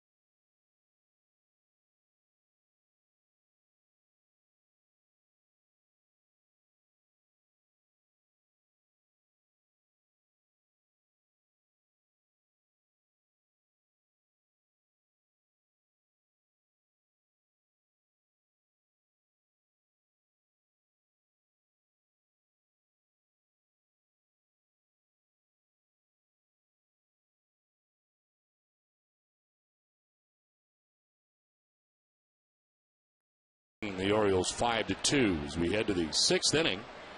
The heart of the Orioles order coming up. Nick Markakis, Miguel Tejada, Ty Wigginton.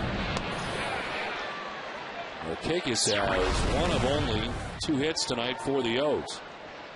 Got a double back in the 1st inning. Got Wieters with a single in the 4th.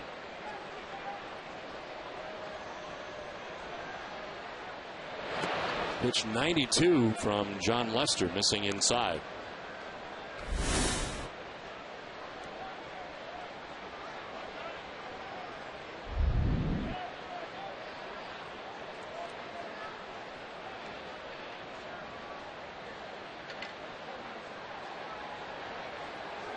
Lester with 6 strikeouts tonight.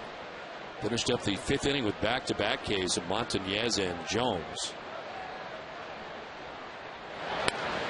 It's on the corner for strike 2.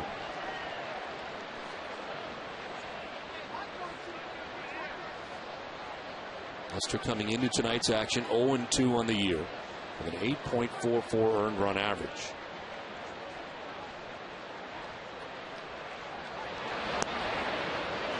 And it's ball 2, 2-2.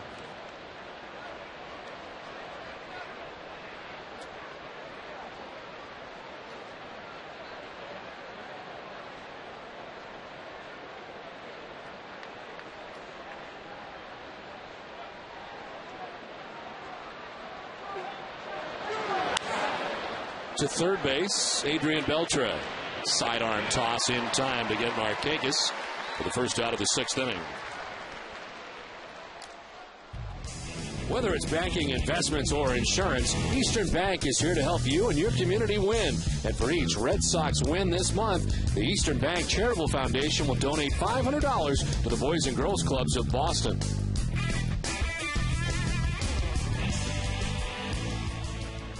One out here in the 6th inning, and Miguel Tejada coming up. He was 0 for 2. He struck out and grounded out. And had a tough night defensively. He's committed 2 errors in the last 2 innings down at third base.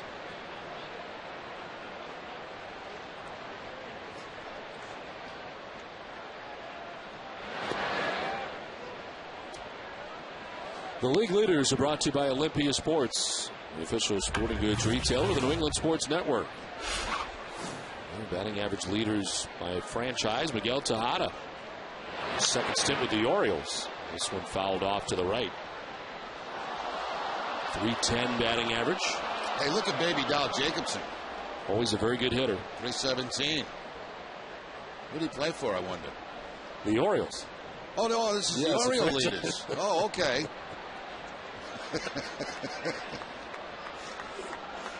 Oh, Baby Doll.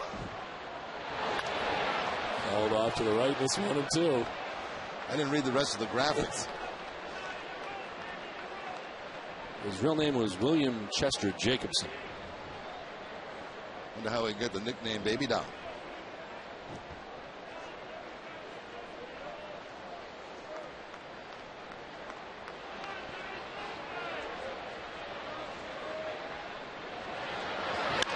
On the ground and through the left side for Miguel Tejada. Third Orioles hit of the night, the first for Tejada. Now Tejada, who's having a difficult night in the field, picks up his first base hit. Gets the fastball here from John Lester, and topspin ground ball between third and short. Tejada came into the game 4 for 9 against John Lester. So 1 out, 1 on. And about to reach the century mark is John Lester. Here in the 6th inning, Ty Wigginton stands in.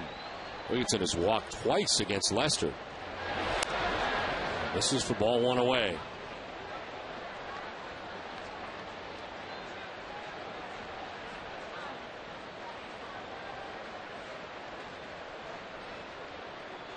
Even 100 for Lester. 107 is his high. On the ground, foul outside of third.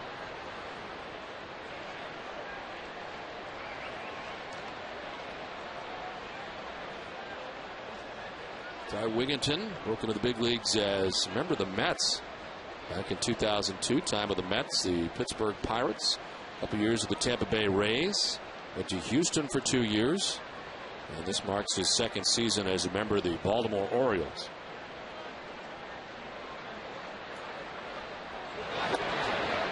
Action in the Red Sox pen for the first time tonight. Daniel Bard is up.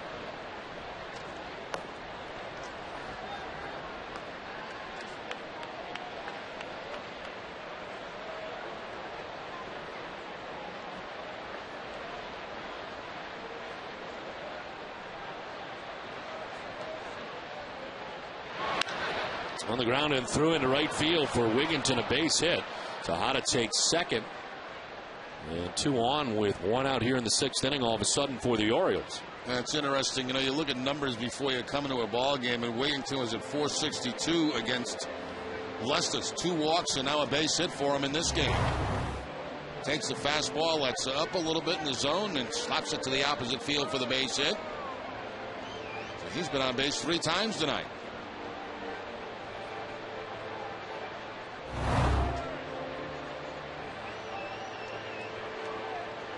The Amica Pit Zone is brought to you by Amica Insurance. Amica Insurance, it's not just how you covet, it's how you're treated. And back in the fourth inning with the bases loaded, John Lester with a fastball knee-high against Atkins to get the big strikeout. Well, Matt Wieters coming up. A guy that he has not gotten out yet. Wieters has been aboard twice tonight. Reached on a fielder's choice and a single in the fourth.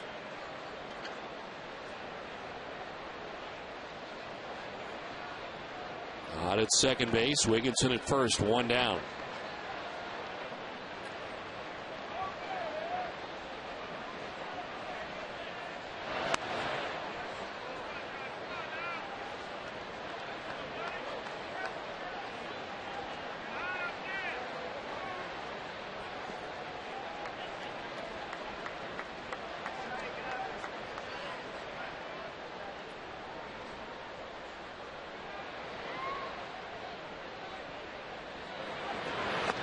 Swing and a miss, 1-1. Well, for the most part tonight, John Lester has been down with a lot of the pitches, but a couple in this inning have stayed up in the zone. No contact that time by Wieters.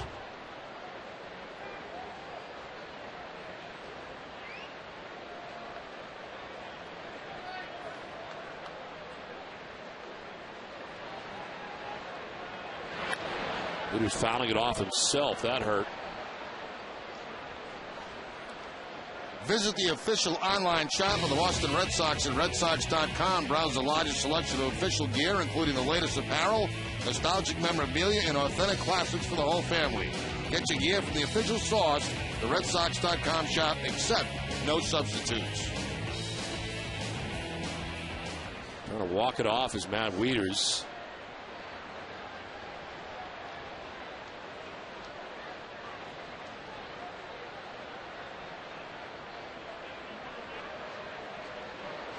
So out at second base, Wigginton at first base, one out in the sixth inning.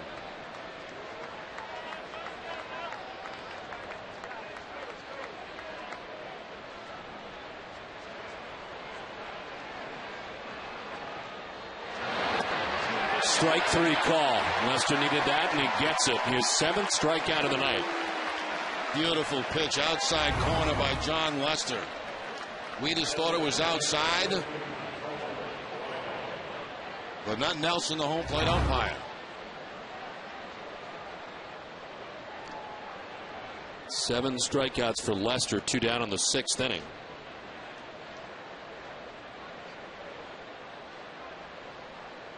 Orioles came into the game tonight at 155 with runners in scoring position.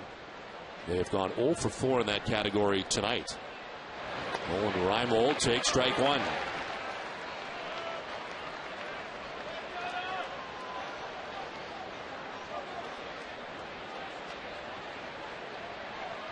New season high for John Lester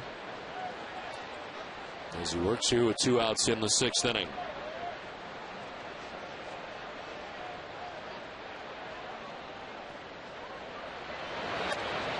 Away, and it's 1-1.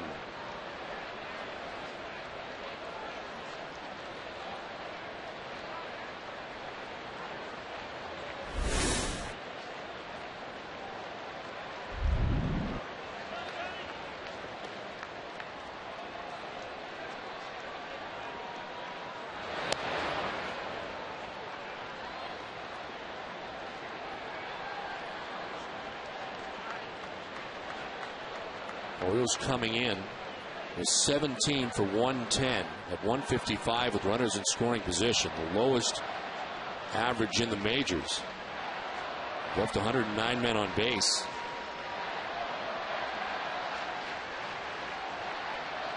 Two-one. Flared foul off to the right, 2-2.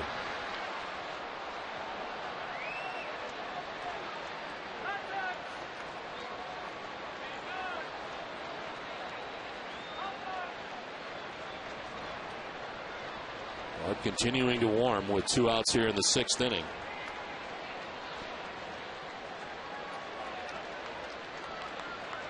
Lester trying to wrap up this sixth inning.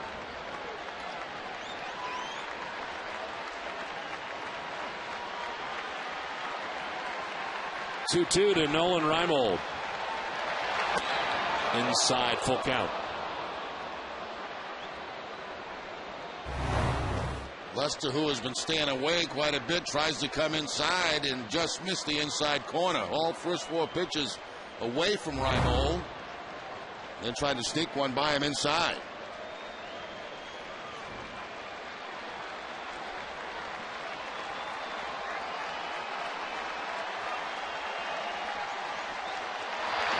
Inside, ball 4. And down to first base goes Reimold. The 4th walk of the night given up by Lester, and it loads the bases, and that's going to be Lester's last batter. So the Orioles threatening with the bases loaded and 2 down. The pitching change from Fenway Park. Red Sox lead it 3-0.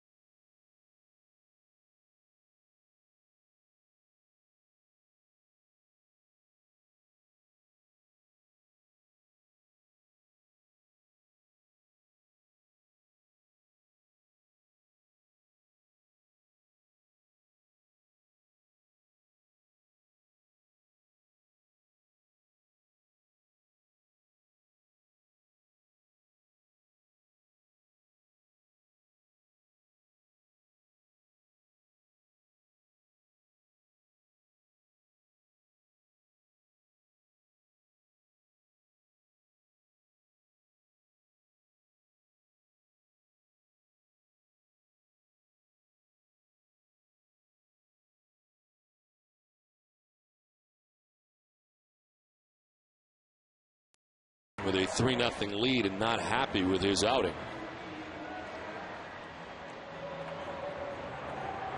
4 walks in his outing and departs with the bases loaded. As this call to the bullpen is brought to you by New England Ford dealers. Daniel Bard into the game for Boston.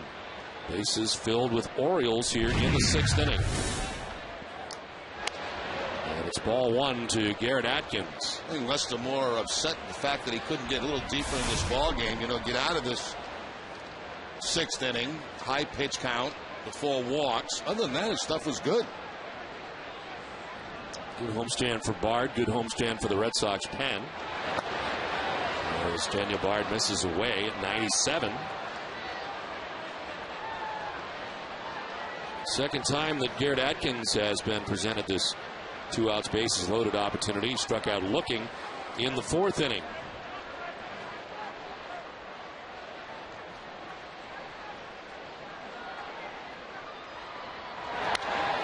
It's a fly ball to shallow center this time. Reddick coming in, and the Orioles' woes continue with men on base. 3-0 Boston at the end of 5.5.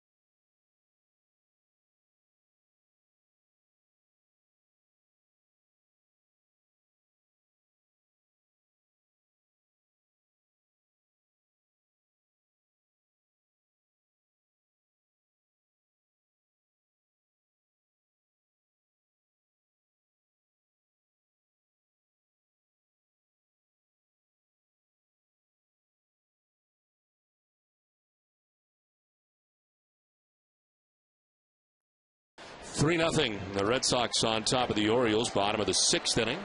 Pedroia, Youkilis, and Martinez. Jeremy Guthrie back out there for the 6th. He's thrown 84 pitches. And that one misses outside.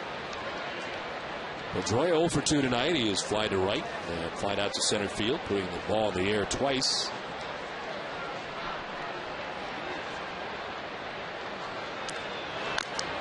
Fouls it off himself, and down he goes. Seen a couple of these tonight. Foul ball off the ankle, off the leg, off the foot. Ooh.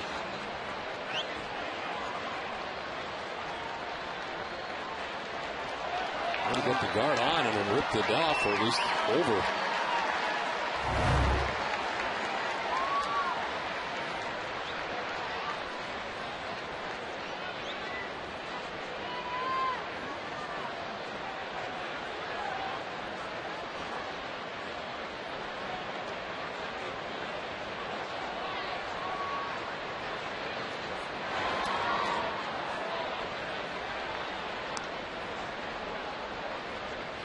For Guthrie.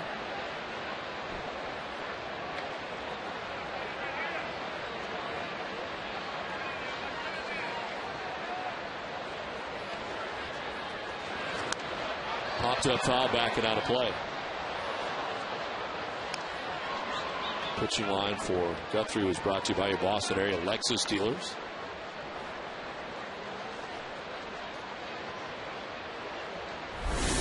Youkilis will be next, then Martinez. Bottom of the 6th inning. Red Sox on top, 3-0.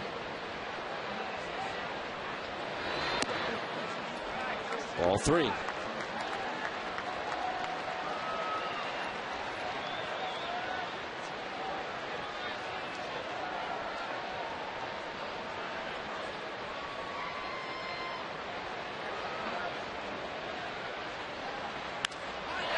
Left center field. On the run is Montañez, and he'll get there to make the catch. Covered a lot of ground. That one was going away from him, and he makes the grab. 3rd fly out of the game for Pedroia. Yeah, that's a pretty nice play out there by Montañez. He did cover an awful lot of ground to get to this ball. It looked like it was going to find the gap. Watch how quickly he gets that break off contact and then back in an excellent angle to make the catch on that just before the warning track.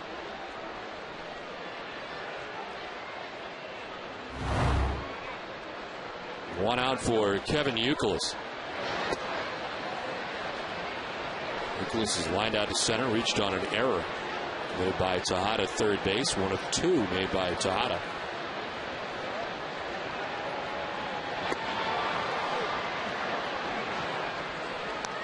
Tall left-hander Mark Hendrickson going to start warming up in the pen.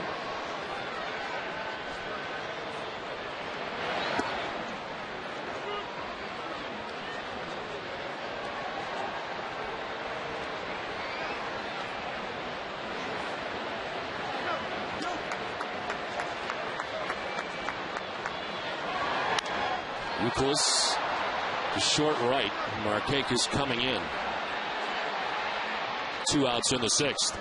Discover the wonder at Foxwoods Resort Casino, North America's premier entertainment destination. In addition to more than 380 table games and 7,600 slots, enjoy world-class accommodations, restaurants, retail shops, and 2 18-hole championship golf courses.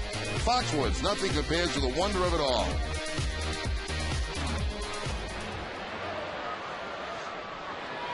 Youkilis retired. 2 down here in the 6th inning. Victor Martinez coming up.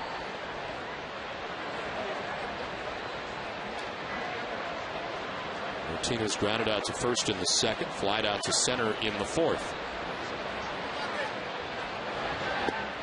Take strike 1.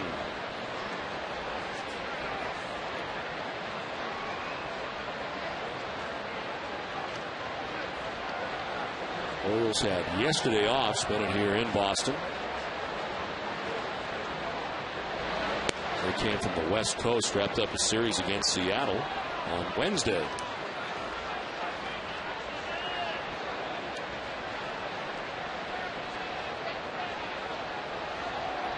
#100th pitch of the night for Guthrie. And it's inside, ball 2. Those first couple of days to get back from the West Coast are a little groggy. The time change. Must have had a late arrival coming in from Seattle.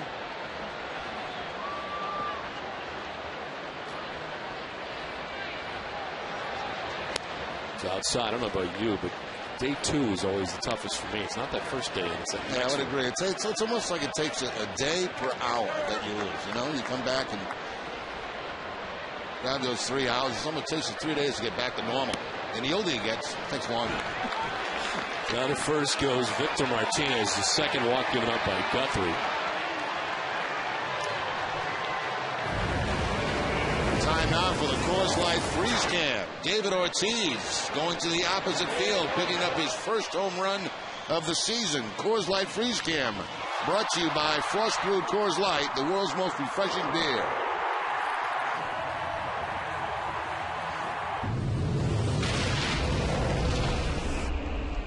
Rick Kranitz, the pitching coach, out to talk to Jeremy Guthrie. 2 outs here in the 6th inning. He just walked Victor Martinez. And it just went up over 100 pitches.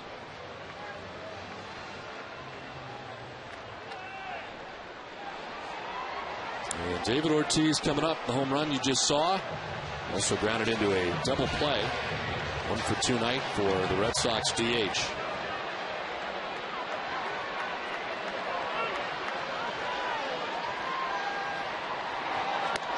Up and in. Puts him on his backside.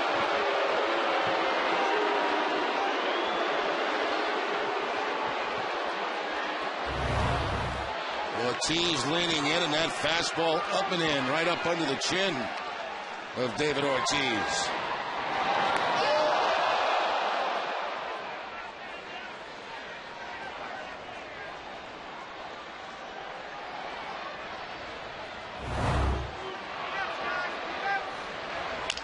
On the ground with a shift on, it's Tejada in the shortstop spot with a throw that gets there in time and ends things in the 6th inning. We head to the 7th. It's 3-0 Boston.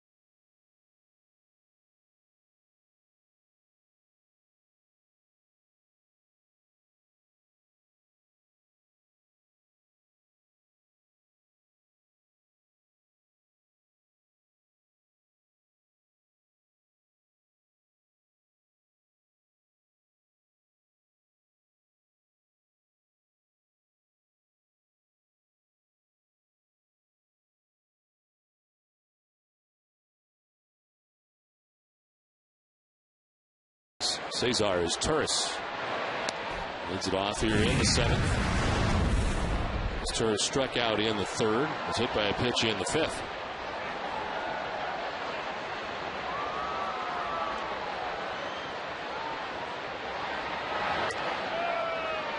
Daniel Bard came in a bases loaded 2-out situation in the 6th inning. They got Garrett Atkins to fly out to center field. Orioles, for the second time, leaving the bases loaded. They left the bases loaded in the 4th inning. Lester get out of that jam. By also getting Garrett Atkins, got him to strike out looking.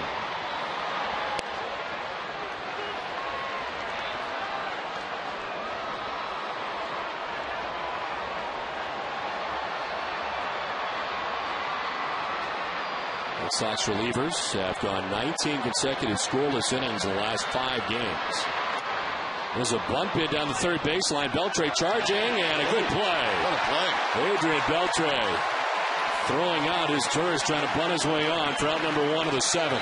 What a terrific play there by Beltre. That ball popped up a little bit, so it's got a lot of spin on it. When it comes down, watch it spin away from Beltre right into his throwing hand, and a side-on throw to first base to get the out. Not an easy play at all to pick up with that much spin on it.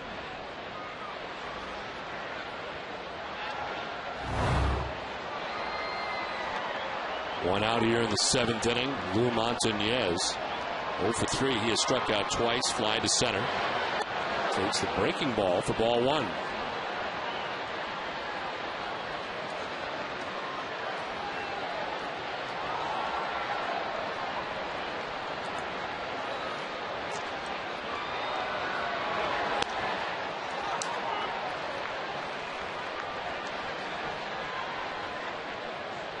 More action for the Red Sox in the pen, and Hideki Okajima about to start warming up.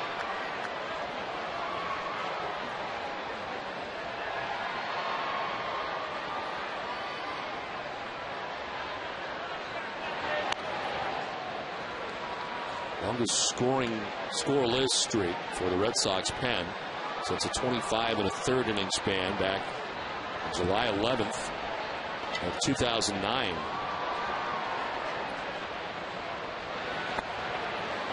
Red Sox pen leads the majors with a 179 opponent batting average. Allowed the 3rd fewest hits, trailing only the Indians and Yankees.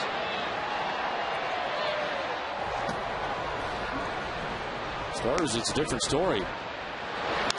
This one fouled off. Coming into tonight, the Red Sox starters have the 2nd highest opponent's batting average in the American League.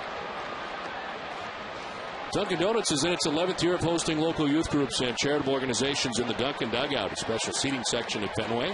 Thousands of children have had the chance to catch a Red Sox home game thanks to Dunkin' Donuts. It's filled up out there tonight. And as always, thanks to Dunkin' Donuts for our refreshments in the booth. Line into right field, a base hit for Lou Montañez.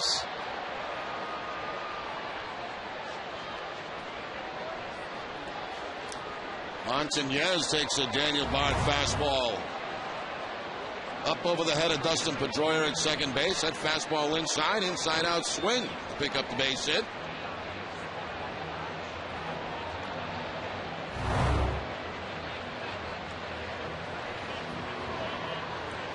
Coming up tomorrow, it's Olympia Sports presents the Boston Globe Red Sox Game Day Live with TC and Jim Rice. John Lackey looks to build on his 8-3 career record versus the Orioles, while the Sox face a tough lefty in Brian Mattis. Plus, the Bruins' quest for the Cup continues as we recap Game 5 in Buffalo. It's all coming up tomorrow night at 6, only on NESN. One out here in the 7th inning. Lou Montañez at first base and Adam Jones, the batter.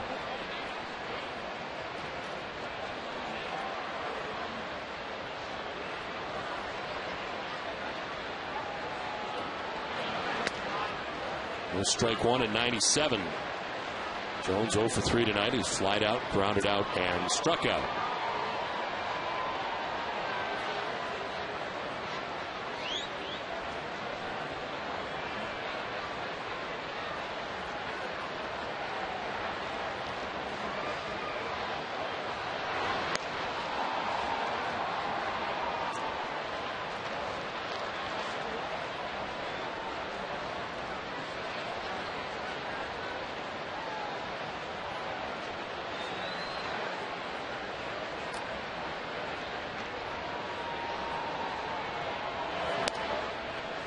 Two and one.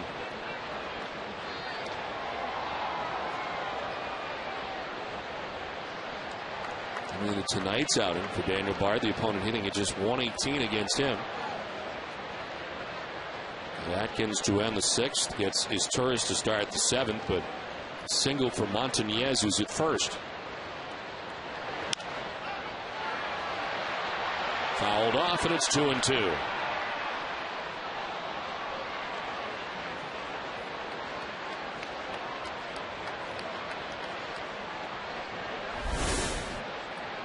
Nick Markakis would be next, as Okajima continues to warm in the Red Sox pen.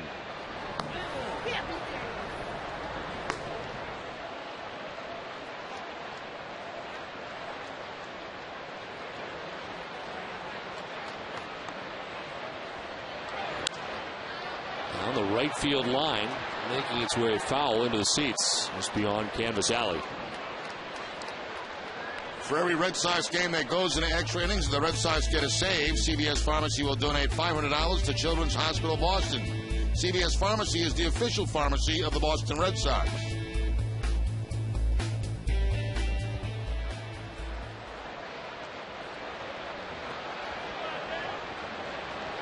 Two balls, 2 strikes, 1 out, 7th inning.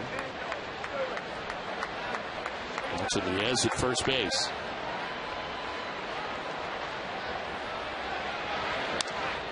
Fouled off again.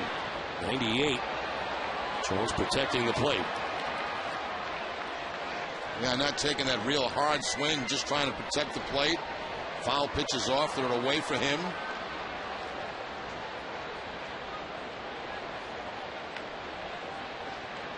Daisuke Matsuzaka will have a simulated game coming up and then make a start for the Red Sox finally. He'll be inserted in the Red Sox rotation. Runner goes. Jones takes the pitch for ball 3 and a stolen base for Lou Montañez. Victor Martinez in his rushing it. Couldn't get the ball out of his glove. And then once he does, bounces it to second base. Watch Martinez come from behind the plate but not get the ball clean out of his glove into his throwing hand. First career stolen base for Lou Montañez.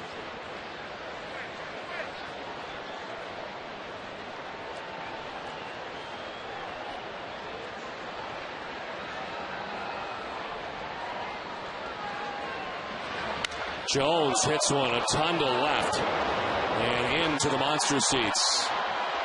Adam Jones hits his 2nd home run of the year. And with one swing of the bat, it's a 1-run game.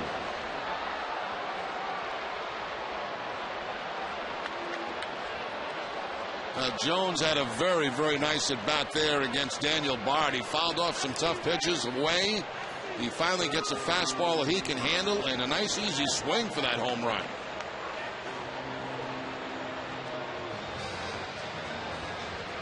Three to 2, the Red Sox are on top as Daniel Bard watches this one get crushed.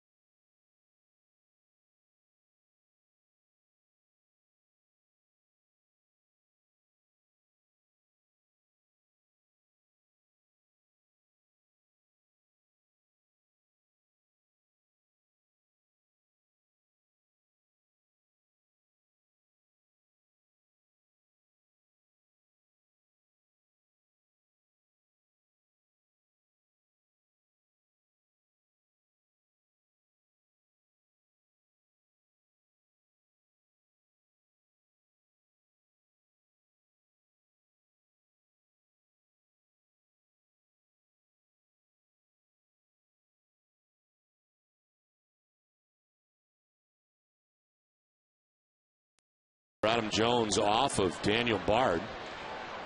And the Orioles on the board for the first time tonight.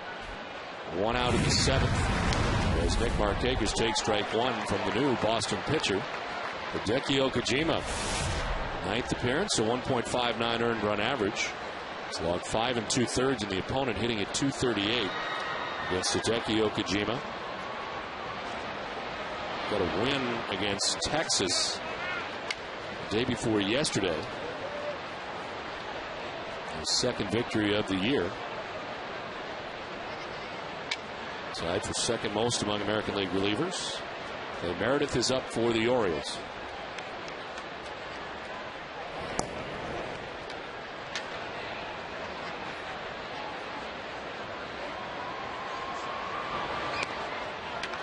Strike 2, and it's 1-2.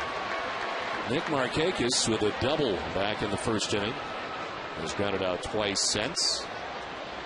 And it's just 4 for 18 against Hideki Okajima.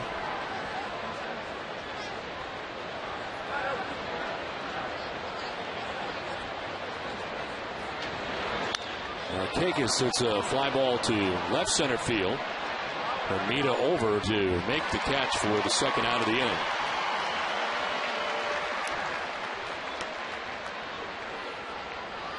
Covidien, a global healthcare products company, is a proud sponsor of the Red Sox Foundation, helping to address healthcare needs in our communities.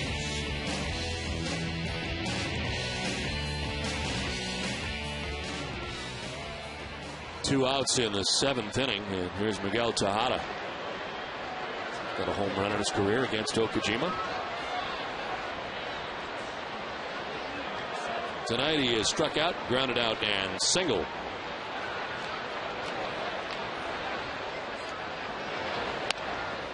Who takes ball 1.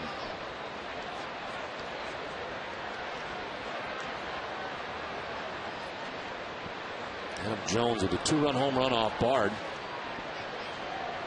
Only getting the Orioles on the board here in the 7th.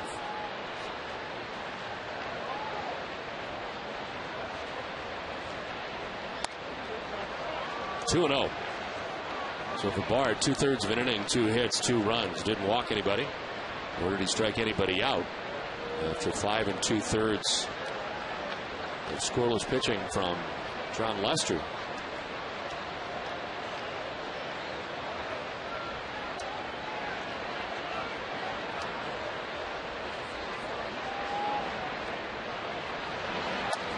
On the corner for strike 1.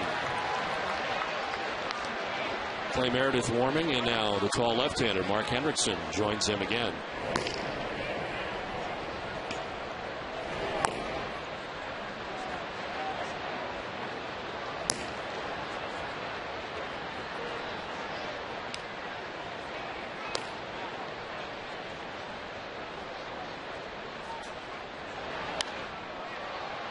Down the right field line and foul. 2-2.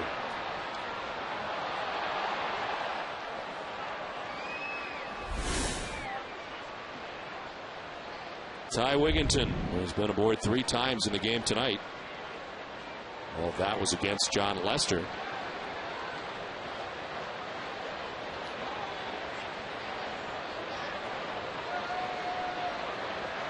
Two to Tejada. Wraps it foul.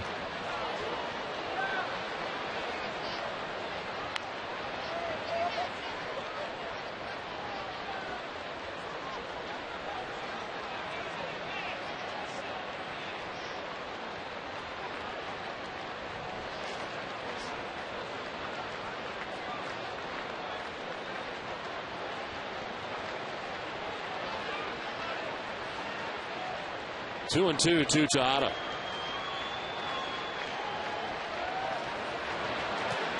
This one squirts through. Full count.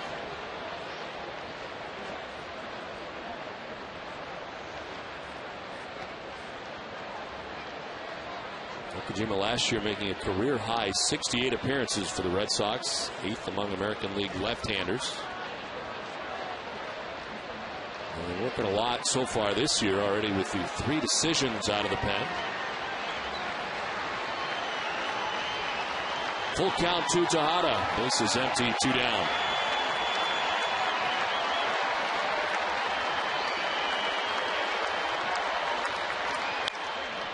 In the left field, a base hit for Tejada. His second hit of the night. And the tying run aboard with 2 outs here in the 7th. Well, Tejada with back-to-back hits now. Had a hit off John Lester in the 6th inning, and now gets a split-fingered fastball from Okajima and picks up the base hit. That ball didn't do very much. It didn't dip much for Okajima. So the Orioles, who have had trouble offensively coming into tonight's action, actually have more hits than the Red Sox, hitting him 7-5.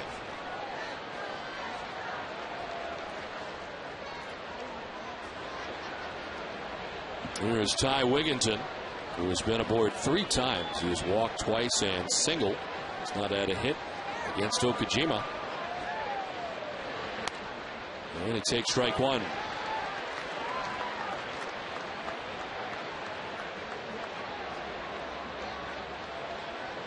Red Sox playing very deep and straight away. Ty Wigginton.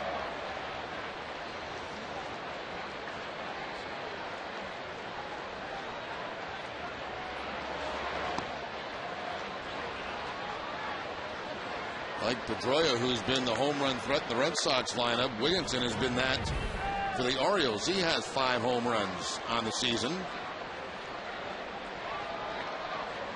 It's gone final. The Bruins do get on the board, but it's too late as Buffalo secures the victory tonight. And their home ice.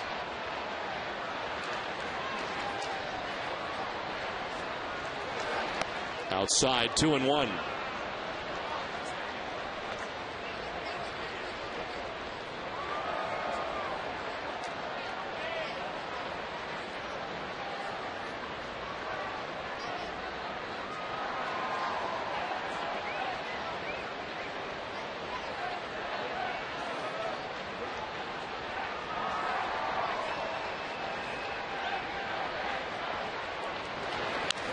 Wrap foul outside of third. It's 2-2.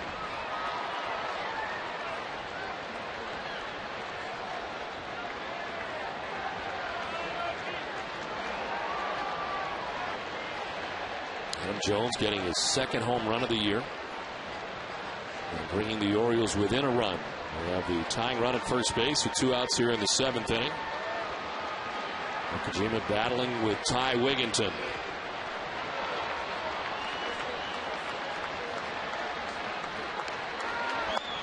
Got him. Wigginton strikes out. Jones with a 2-run shot. It's 3-2 Boston.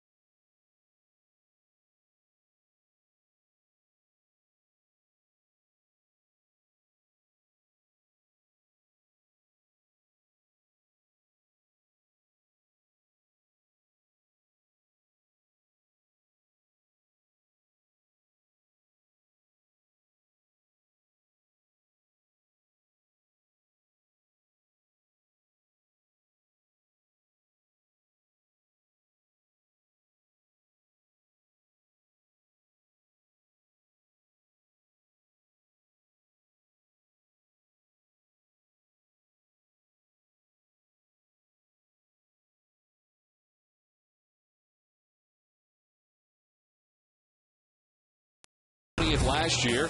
Tonight it happens May 23rd for David Ortiz, his first home run of 2010.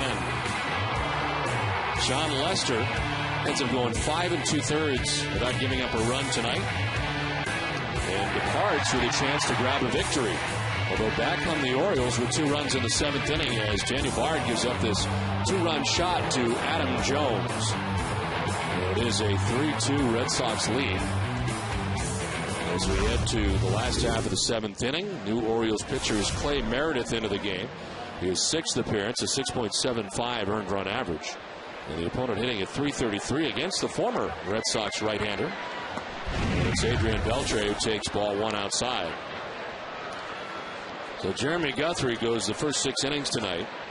Gives up 5 hits and 3 runs to Boston. He didn't strike anybody out and walk 2. Another night where he didn't get a great deal of run support, but pitched pretty well.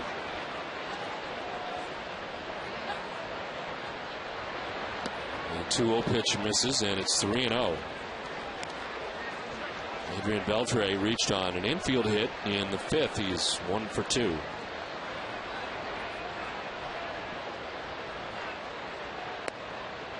And takes a 4-pitch walk from Clay Meredith. Immediately following the game tonight, it's W. Mason Extra Innings Live with TC and Jim Rice. You'll get John Lester and Terry Francona's post-game reaction from the press room. And TC and Jim will break down tonight's action. Plus, Catherine Tappan and George Bluzak will recap Game 5 between the Bruins and Sabres. It's all coming up right after the game on WB Mason Extra Innings Live. 1 and out for Clay Meredith. As Dave Tremblay out to make the change. Tall left-hander Mark Hendrickson making his way in. It's 3-2 Red Sox.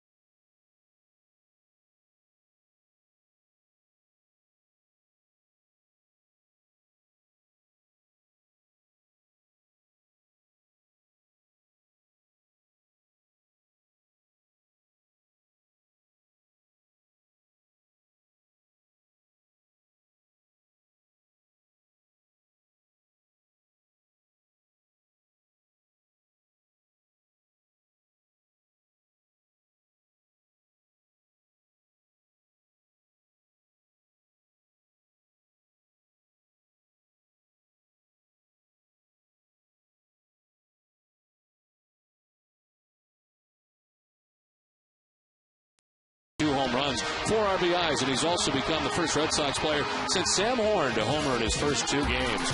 The Ultimate Driving Machine is brought to you by your Boston area BMW dealers. Visit BMWMass.com. And on cue, a pinch hitter for the Red Sox, Darnell McDonald will have a chance here in the 7th inning as he pinch hits for Jeremy Hermida. Lead runner on here for Boston in the 7th, and Adrian Beltre. And he gets a bunt down the first base line. Wieters throws him out at first with the sacrifice. Yeah, it's Adrian Beltre in a scoring position with 1 down. Don't see that very often, do you, where you put a pinch hitter in and put him into sacrifice bunt. Felt like Darnell McDonald a better option to do that than Jeremy Hermida. The Red Sox get a man in the scoring position with the one out now. And another pinch hitter coming up for Reddick.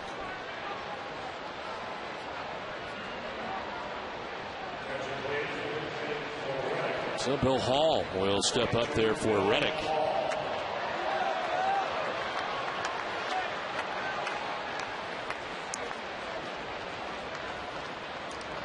Reddick tonight had been 0 for 2, 2 groundouts.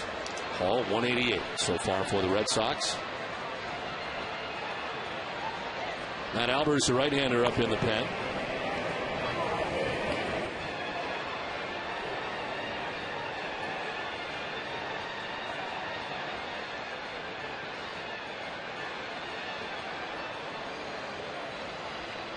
So runner at second base, one out here in the 7th, and Bill Hall pinch hitting. Here comes Dave Tremblay. 3-2 Red Sox. Pitching change from Fenway.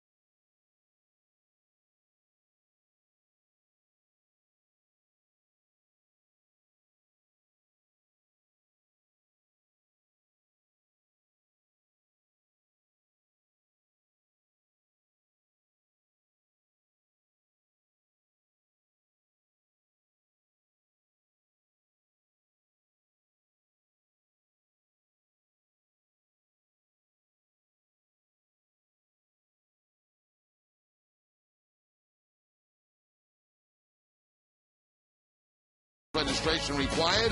The event benefits the Red Sox Foundation and MGH Home Base program. Visit runtohomebase.org for details and a sign up today. I got 33 signed up and I've raised $18,000 so far. Nicely done. But more time to go. Matt Albers into the game. Bill Hall will continue to pinch hit here. It's 3-2. Red Sox on top as they look for more. Adrian Beltre is at second base. Matt Albers, the 4th Orioles pitcher of the night, and the 3rd of this inning.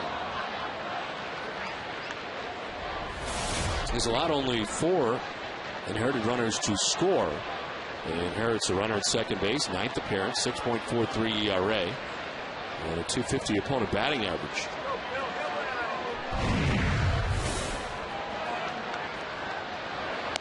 Outside, ball 2.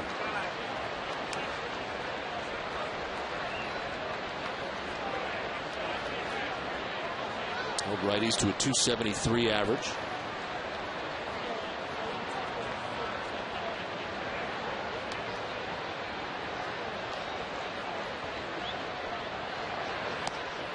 Outside, ball 3.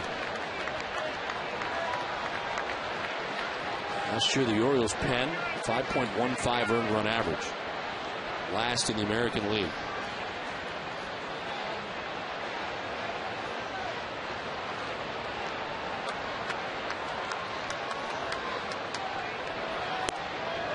And on 4 pitches, Albers walks Bill Hall. That's the last thing Tremblay wanted there. Now down to first base goes Hall. Wanted or expected when he brought in Albers from the bullpen for the pinch hitter Hall.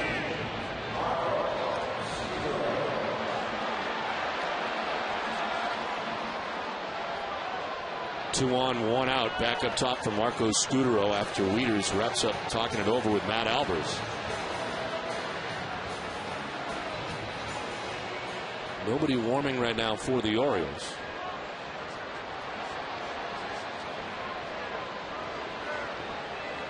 Scudero has 2 hits tonight. 2 for 3 tonight, 2 singles.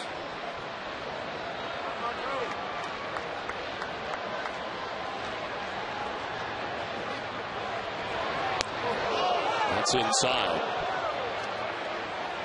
Right now, Albers can't find the plate, and out comes the pitching coach as Alberto Castillo loosens up.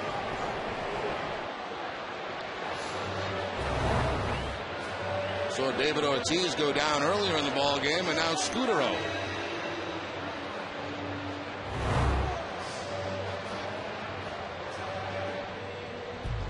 Red Sox baseball on Nesson is brought to you in part by Eastern Bank, the #1 SBA small business lender in Massachusetts. Eastern Bank, the best team in banking.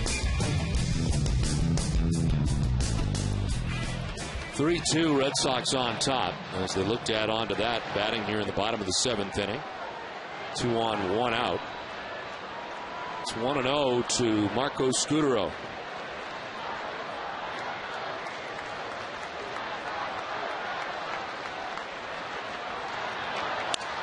On the ground to third base, Tejada touches third, fires across for the double play. It just gets Scudero, and Albers gets out of the jam. We played 7.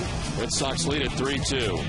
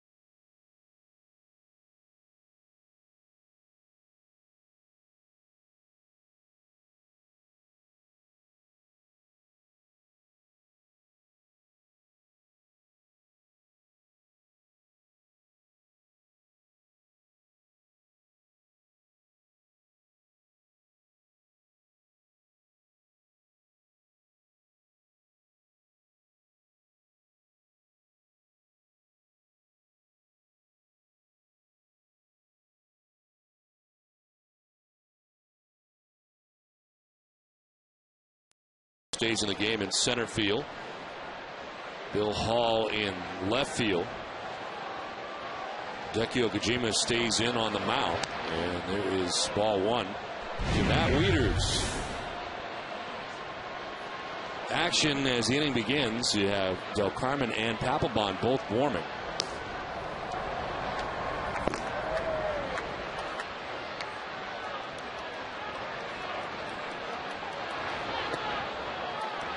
Two and 0. Wieters reached on a fielder's choice in the 2nd inning, singled in the 4th, and struck out looking in the 6th inning.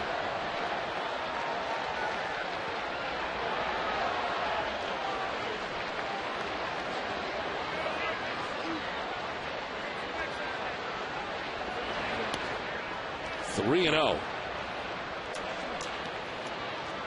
Okajima, 2/3 of an inning, working in the 7th inning. Gave up a single, but was able to strike out Ty Wigginton to end the 7th.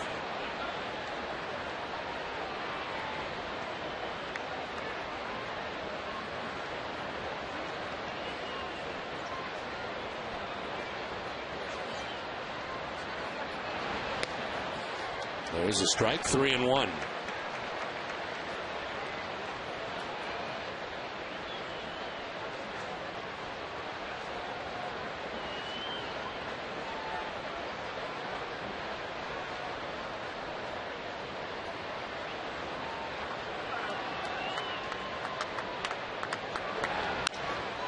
Towards the gap in left center field. This is trouble. It gets down to the track and to the wall. Back there is Darnell McDonald.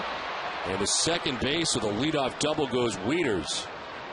Tying run in scoring position with nobody out to begin the eighth. Pretty good plate coverage right there by Wieters. He gets a ball that's away from him and still hooks it. And finds that gap in left center field. That ball on the outside part of the plate. Tracked down by McDonald, and Bill Hall finally picked up by McDonald. And the two-base hit to lead off the inning here in the eighth.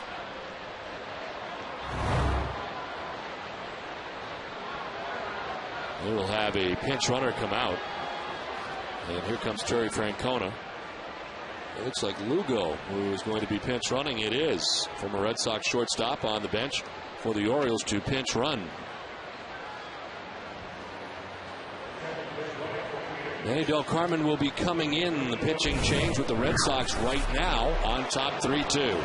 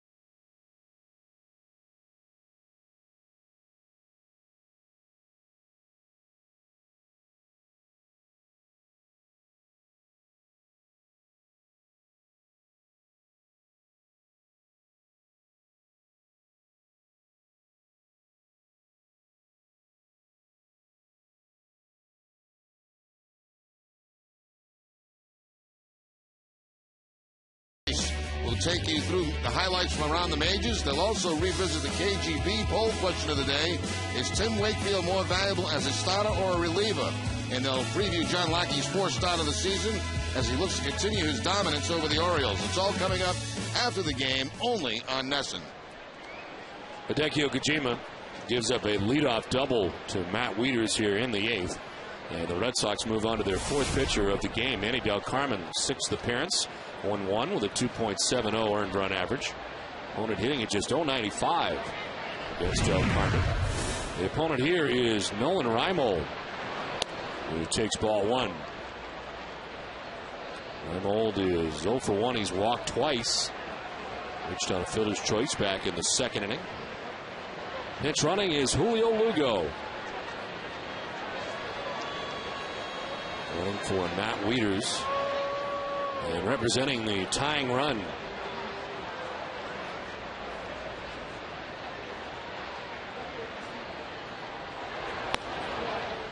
Two and 0. Carmen has held opponents scoreless 4 of his 5 outings. Opponents are just 2 for 21 against Manny Del Carmen.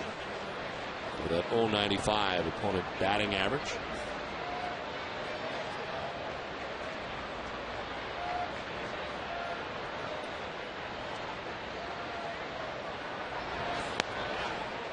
Inside 3-0. Well, O'Connor tries something else, but the fastball tries a changeup on the 2-0 count and misses inside.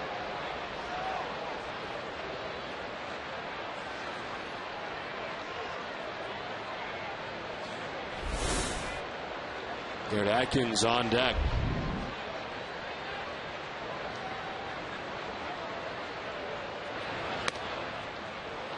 There's ball 4 and a 4-pitch walk to Nolan Reimold.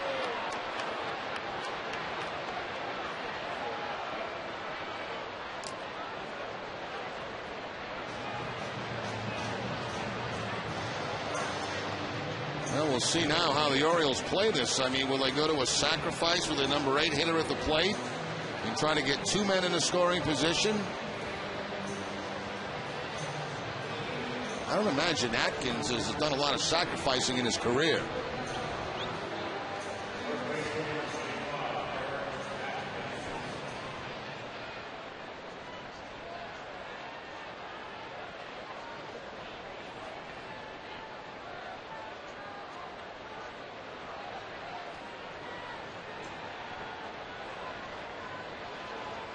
Thanks, Catherine. And for those of you watching our Bruins coverage, welcome to Fenway Park as the Orioles are threatening here, trailing by a run. And scoring was Garrett Atkins, taking strike 1. I was wondering about how many bunts in his career. Not one sacrifice bunt in his major league career. Red Sox had a 3-0 lead in this game, a 2-run shot for Adam Jones. Brought the Orioles closer with that 2-run home run coming in the 7th. Now here in the 8th, a double and a walk. Runners at first and second, nobody out. And 0-1 to Atkins. Squaring again and getting it down. Third base, Beltre goes to second, and he gets the runner at second base.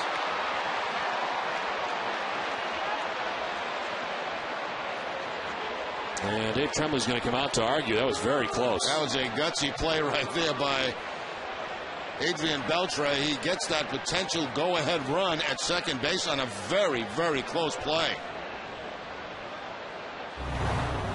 Ball bunted hot enough where Beltre could even consider this right here as he charges. Never hesitates. Look towards second base to throw. Ooh. I think the Red Sox might have caught a break right there. Here's the slide. Boy, I'll tell you, it looks like the foot was on the bag before it was in the glove of Scudero. Very close.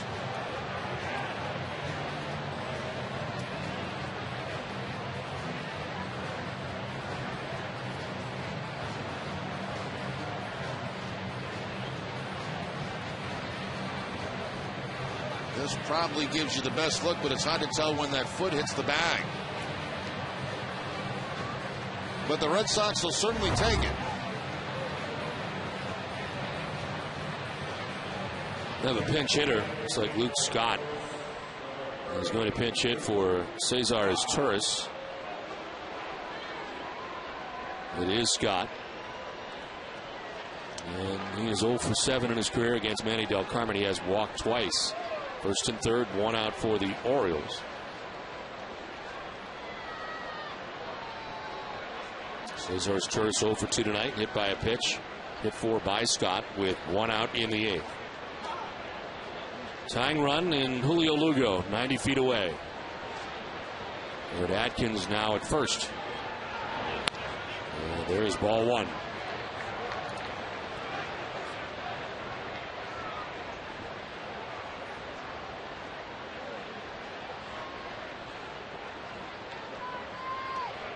As a pinch hitter, 246 for Luke Scott.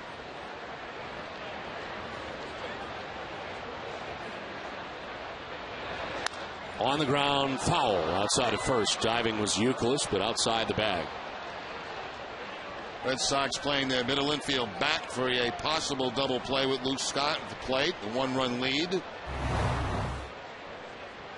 Ground ball foul down that first base line, just past the glove of Kevin Euclid. Luke Scott, a pull hitter. Watch them roll those wrists over. I mean, Pedroia really playing him to pull in the infield. There have been times when the Red Sox have had the full shift on Scott.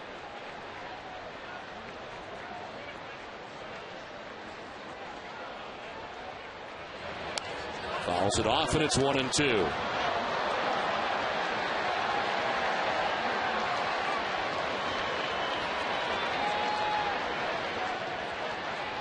Luke Scott generally gets the ball in the air. He doesn't run into many double plays, only 4 last season.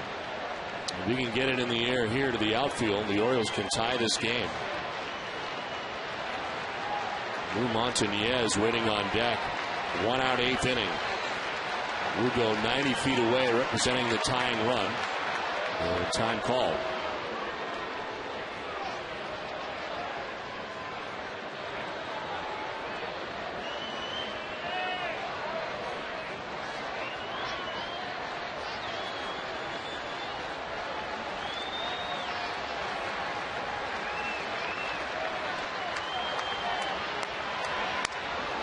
Top, ball 2.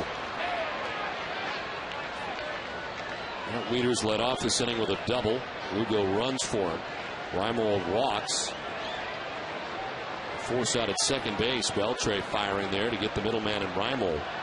So it's first and third, 1 out. Papelbon's ready if they choose to go in that direction.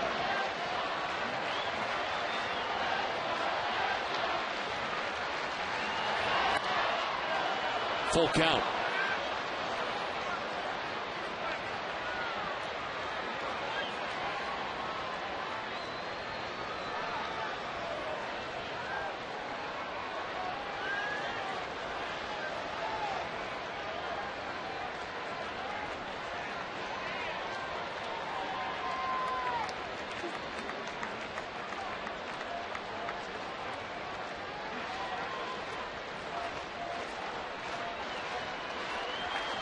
Three-two changeup. And it's on the ground at first base. Pedroia will flip to first and the game is tied. Euclid is cleared out so Pedroia could play it. And the flip to first, but in from third base comes Lugo, and it's 3 aside. That's the absolute only play that Dustin Pedroia had. Wasn't hit hard enough to go for a double play. Doesn't have time to come home. Just has to flip to first base to get the out, and the game is tied.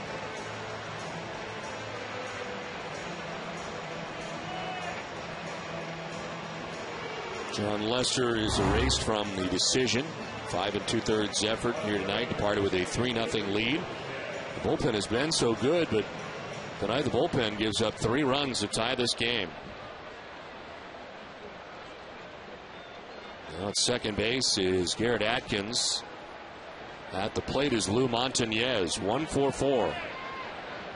Single and a stolen base back in the 7th inning.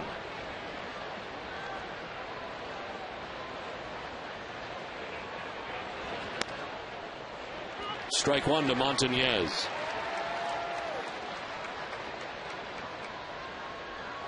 Run is charged to Hideki Okajima, who gave up the double to Wieters to begin the inning.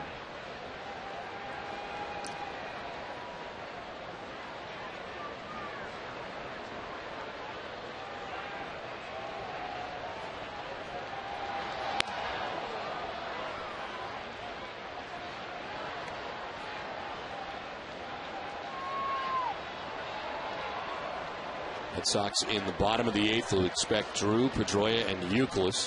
Anybody gets on, Victor Martinez will have a chance. But Carmen trying to keep this a tie game.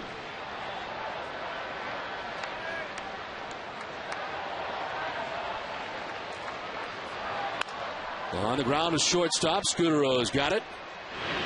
And that will end the top of the 8th. But the Orioles get a run. Tie the score at 3-3.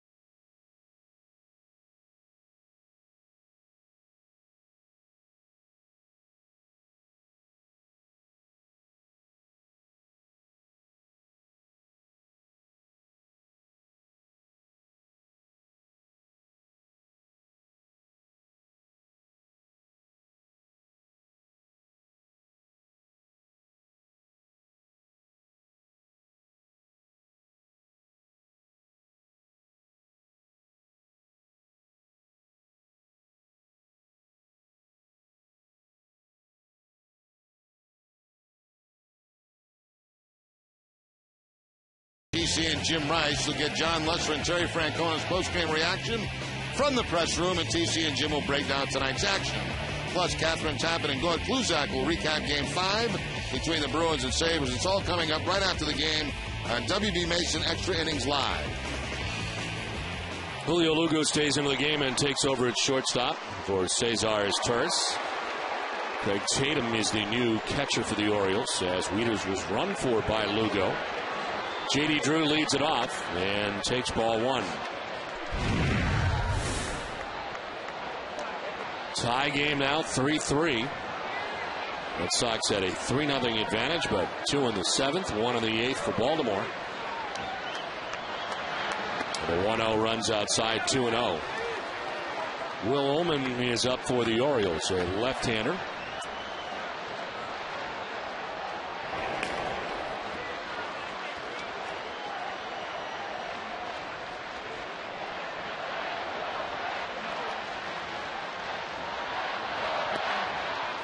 Ball 3-0.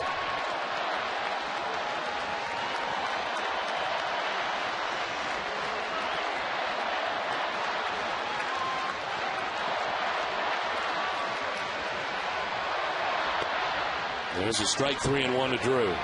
Albers is having trouble throwing strikes. He walked a couple of guys last inning, but then had that big double play to get out of trouble.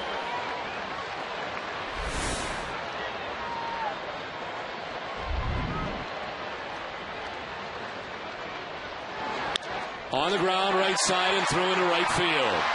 Lead runner on for Boston in the 8th.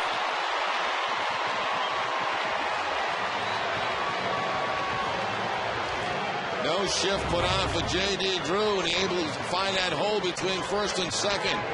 Fastball down in the zone, and the topspin ground ball gets through quickly. A lot of times they'll have that shift on, and that's exactly where the second baseman will be.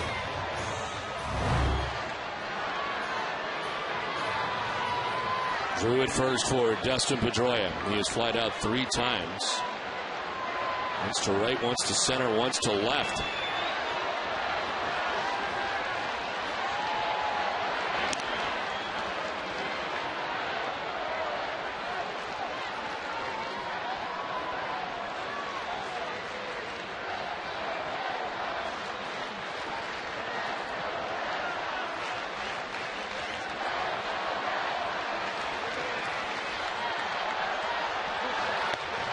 On the corner for strike one.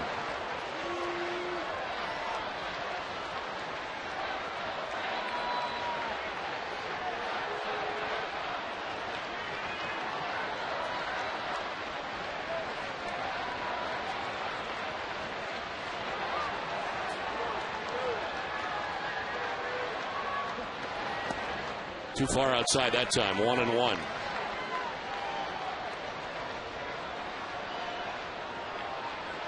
Jeremy Guthrie started this game with the first 6, giving up the 3 runs Red Sox have. Saw 3 pitchers in the 7th, Meredith, Hendrickson, and Albers. And Albers starts the 8th with action behind him. Falls behind Pedroia, 2-1.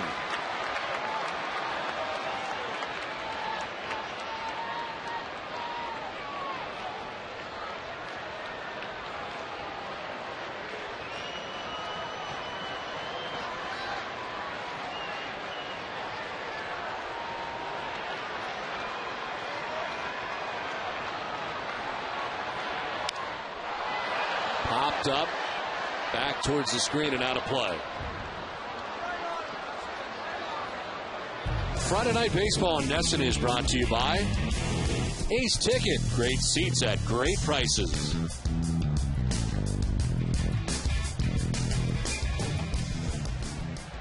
(3-3) game, last half of the 8th. Red Sox get the lead runner on in J.D. Drew.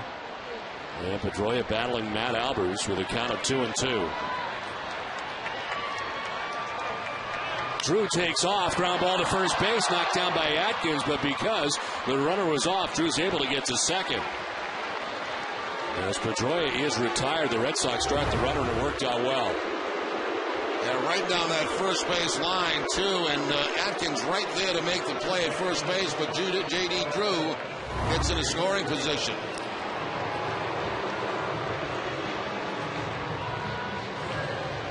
Pedroia 0 for 4 in the game tonight as the first out of the 8th. And it's time for Uke. Good numbers against Matt Albers. 0 for 3 in the game tonight.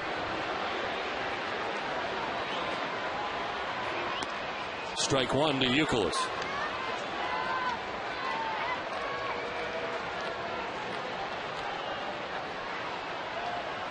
Red Sox trying to grab the lead here in the 8th inning. Papelbon is ready.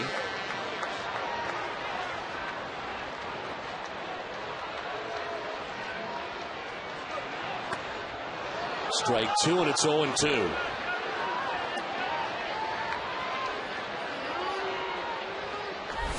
Victor Martinez on deck.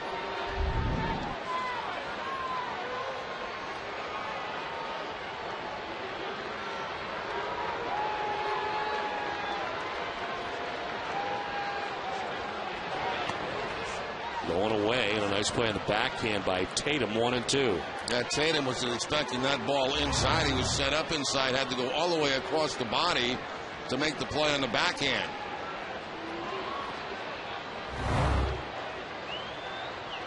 Tatum in for Wieters, who was run for as part of the top half of the 8th.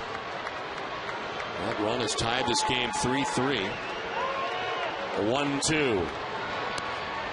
Inside, 2-2.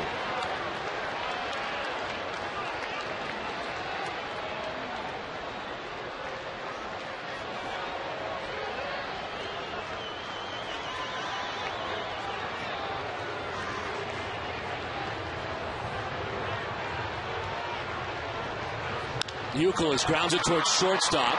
Lugo with a throw to first that is in time. But on to third goes J.D. Drew.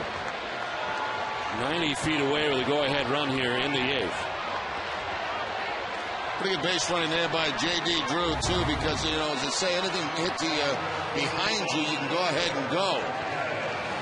Much better to have a man at third base with 2 outs here at Fenway than at second base. Sometimes it's tough to score on a base hit to left field. Dave Tremblay out, and he's going to make the move with 2 outs in the 8th inning, and Victor Martinez coming up. Game tied 3-3 from Fenway Park. Back after this.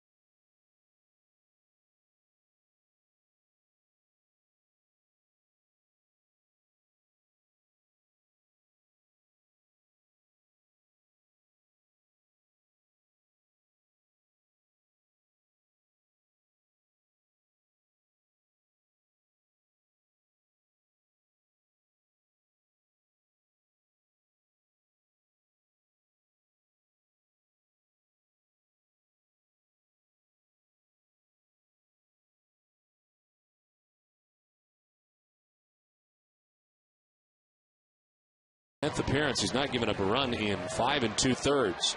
Opponent hitting at .222 against Ullman. J.D. Drew at third base, 2 down in the bottom of the 8th. Victor Martinez takes ball 1. Victor has grounded out to first base, flied out to center, and walked.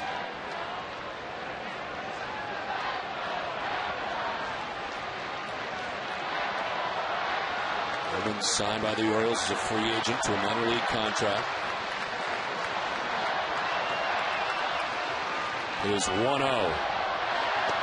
Ball 2, and again, Tatum with a good play, this time to his left. This one maybe saves a run as at third base is Drew. You switch Ron Martinez to the right side of the plate, hitting right-handed, 400 so far this season. From the left side, only 227. What's more at bats from the left side of the plate.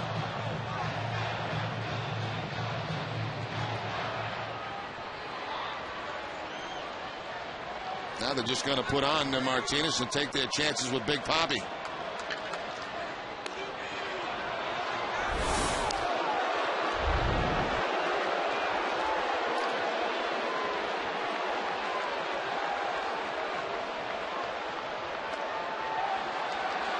We have seen some things on this homestand that we have not seen before with David Ortiz.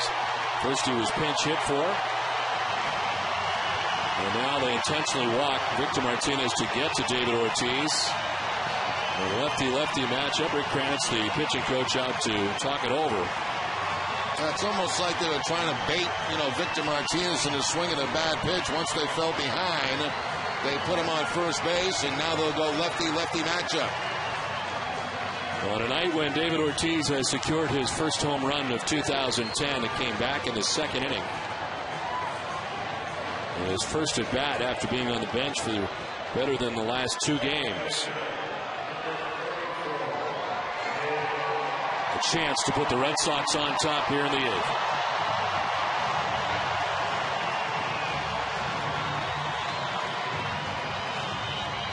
And a chance to return to the clutch hitter that has made him what he is over the years here in Boston. Lugo wants to know if they want to put the shift on. They do, and he's on the right side of the infield.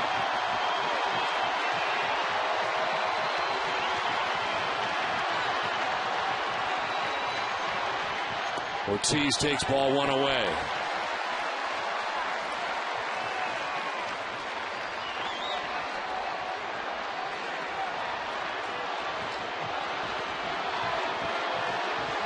Go-ahead run 90 feet away and Drew. Martinez at first.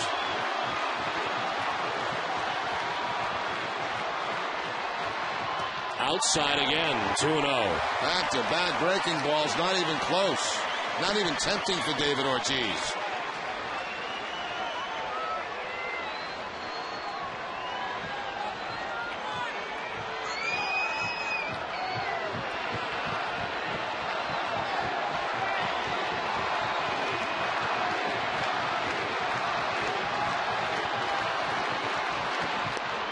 Ball 3, 3-0.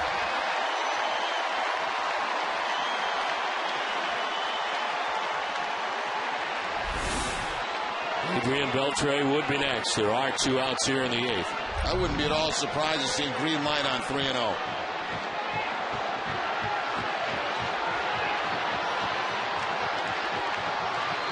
Ortiz takes ball 4, and again it's not close.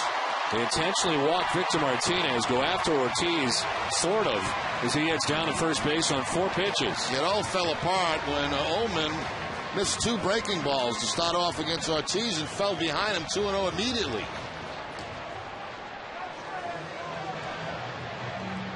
Jim Johnson, who has been closing games in the absence of Mike Gonzalez, says Johnson warming up now in the pen. Bases are loaded, meeting at the mound between Craig Tatum and Will Ullman. Adrian Beltre has grounded out, singled and walked, been aboard twice. A go-ahead run, and J.D. Drew at third base. Victor Martinez at second, David Ortiz at first. 2 outs in the 8th, and here comes Tremblay to make the change, tied at 3.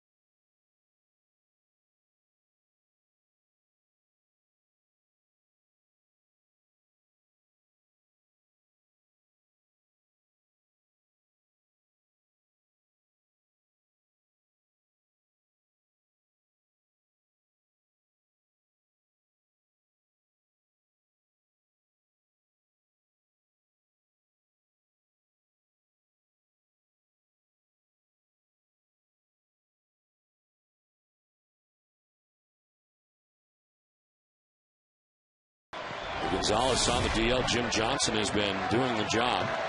He's 1 for 3 in save opportunities. He's on here in a bases loaded situation with 2 outs. A save against the Oakland A's on Sunday, and he wants to talk it over with Craig Tatum.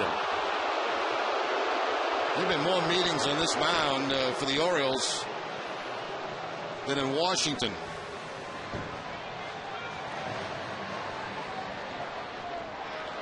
Drew at third base, representing the go-ahead run. Martinez at second, Ortiz at first. Beltre takes strike 1. He is 1 for 1 against Jim Johnson.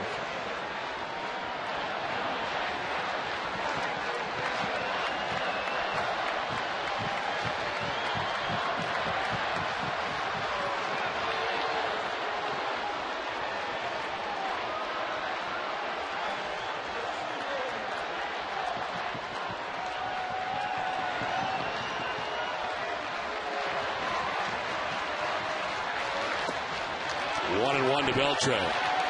Red Sox had a 3-0 advantage in this game tonight. The Orioles get 2 in the 7th, 1 in the 8th to tie the game. Now the Red Sox in their half of the 8th inning with a chance to go ahead.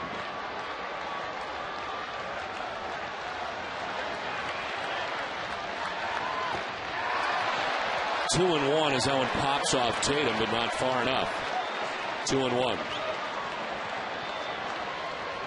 Drew started the inning with a single to right. He now stands at third with 2 outs in the inning. Beltre this season is 0 for 4 with the bases loaded.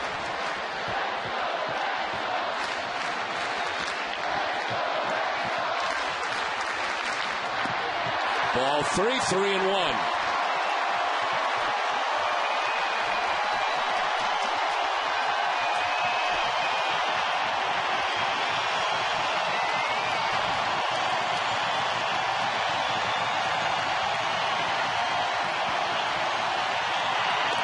Ball 4, Red Sox take the lead. From third comes Drew. 4-3 Boston in the 8th. 5 walks for Orioles pitching in the last inning and 2/3. And this one puts him behind. Beltray has walked twice tonight. That gives him a total of 3 on the season. Not even tempting to swing at. There's a reaction from Ullman, who was in this game earlier.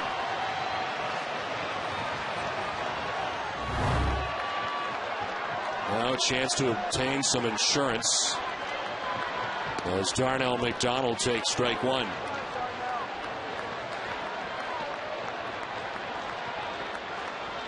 It's Martinez now at third base, Ortiz at second, Beltray at first. Picked up his 7th RBI. Left side is short. Lugo will go to second for the force out that ends the inning, but the Red Sox take a 4-3 lead to the 9th.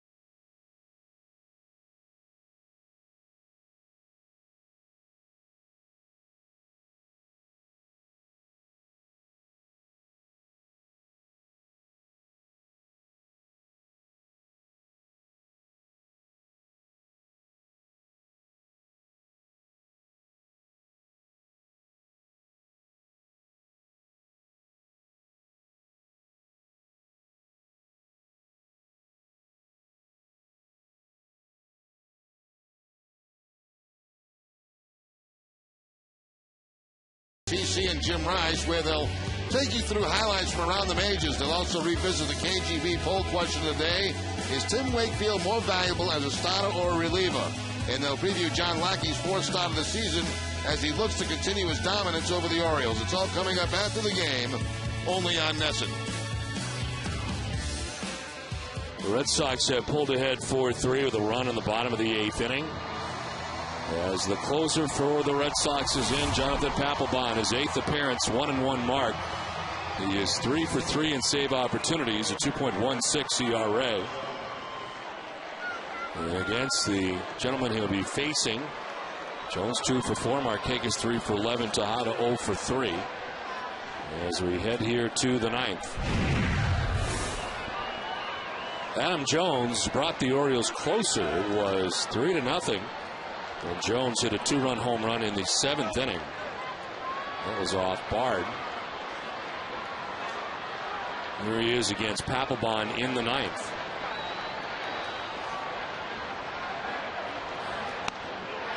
No, strike 1.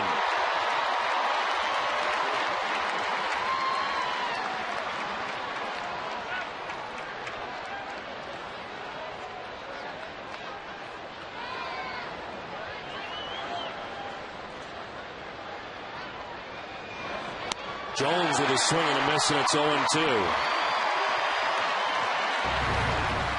Quickly, Jonathan Papelbon ahead. That looked like the split-fingered fastball that time, away from Adam Jones.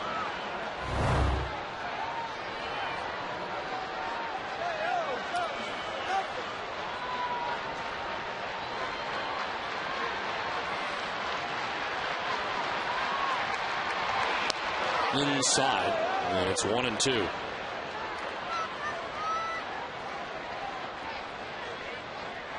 And the bullpen has been very good for Terry Francona, especially on this homestand. Bard tonight, though, gives up 2 runs. Okajima charged with a run, which at the time tied the game.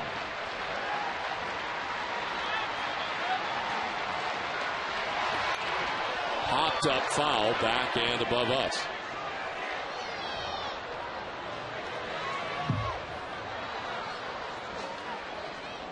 Boston Red Sox baseball in Nesson is brought to you by your Boston area BMW dealers, Sullivan Tire, New England Toyota dealers, and by Southwest Airlines.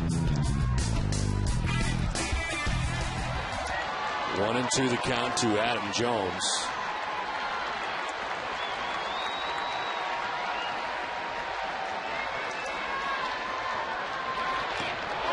He may have gone. They check no. A little hold up, according to Todd Tickner, the first base umpire.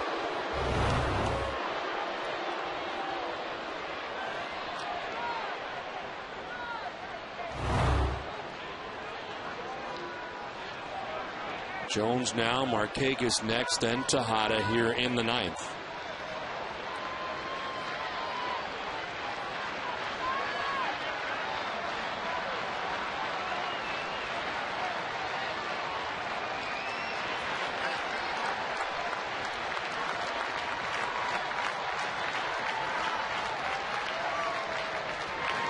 Jones hits it on the ground. Scooter on the backhand. It's short. Throw is there, and there's one down on the 9th.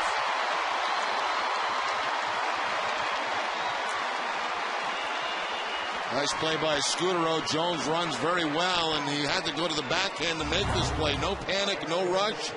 Goes to the backhand, gets himself planted, and makes that throw across the diamond for the out. Just by about a half a step.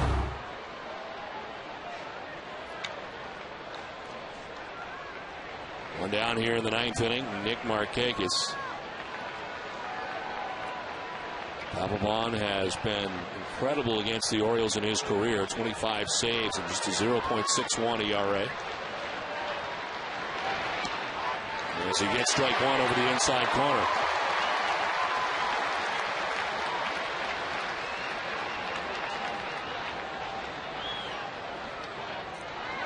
Papelbon, each of his last 3 outings have been non-save situations.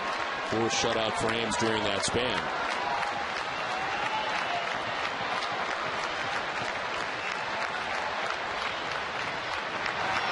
And Markakis hits it to left field. And off the scoreboard, the Karen played by Hall. Throw to second base, going to be close. He is out at second base. Bill Hall from the left field wall guns down Markakis.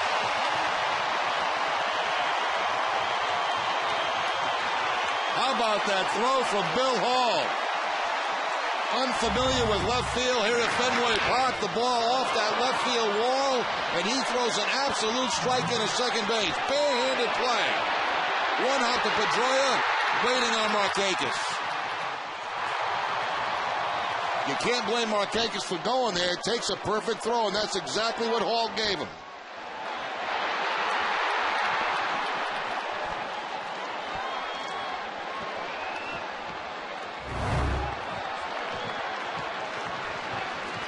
Two down in the 9th. Miguel Tejada, the batter. And there's ball 1 outside.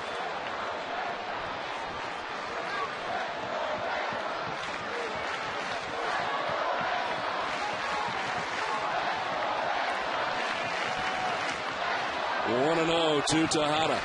There's 2 hits tonight, both singles to left. Outside ball 2-2-0.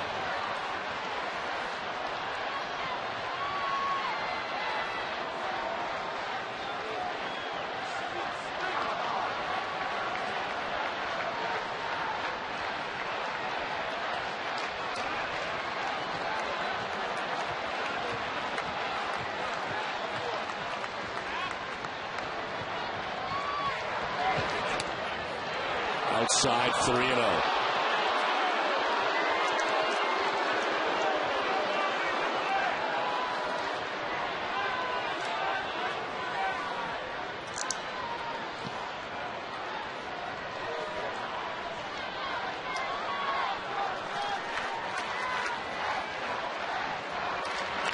Tejada taken all the way. Gets the bad news from Jeff Nelson at strike one.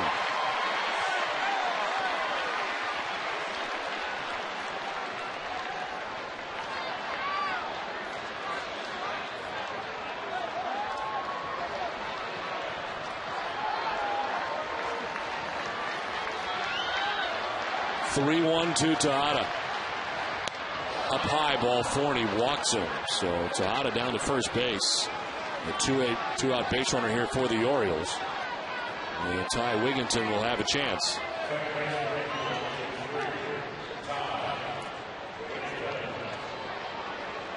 The pinch runner at first base for Tejada. Justin Turner will run.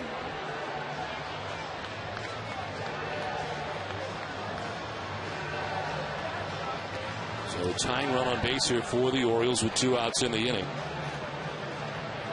John Farrell to talk to Papelbon. The batter will be Ty Wigginton.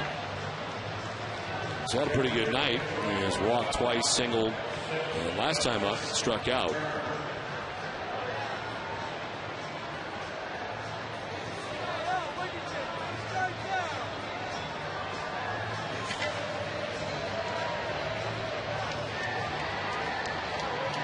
For Wigginton, he is 1 for 3 with a K against Papelbon.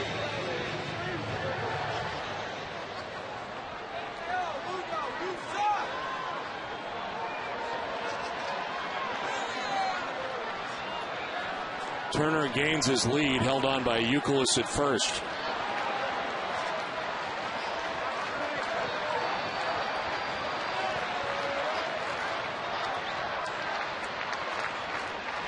Check and diving back is Turner.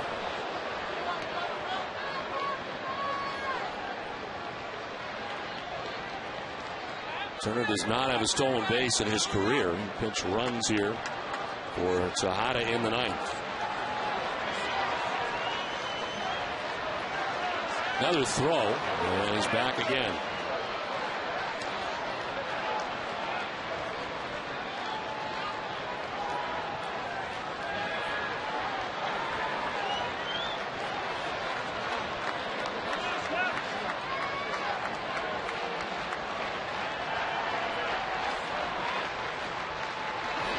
Outside.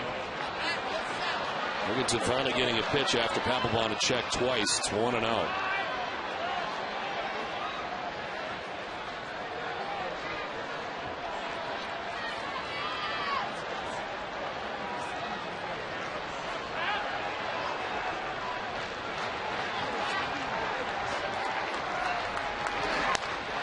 There's a strike, and it's 1-1. Papelbon trying to stay away in those first 2 pitches. Make Wigginton use the big part of the ballpark. First 2 pitches on the outside.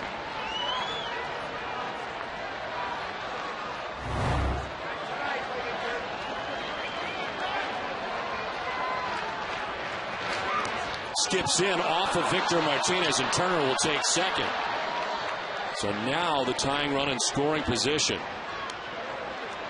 Split-fingered fastball that's going to get by Martinez. Tries to slide over and block it, but it deflects down toward the first baseline.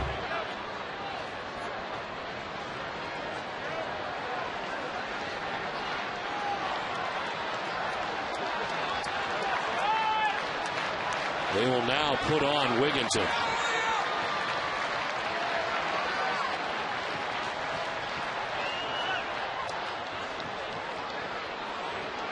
And Julio Lugo waits on deck.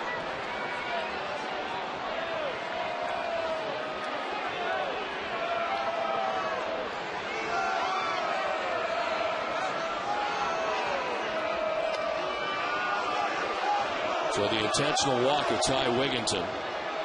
And Julio Lugo coming up as he had pinch run in the 8th.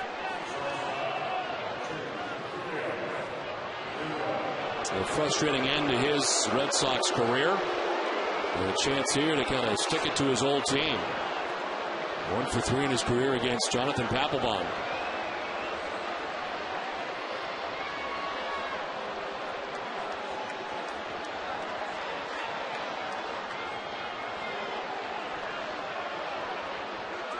2 outs in the ninth.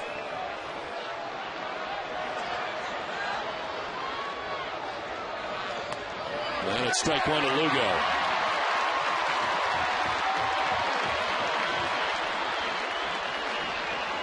Lugo's chopper to first base and the Mother's Day miracle that made it a miserable day for the Orioles. And here he is as an Oriole now.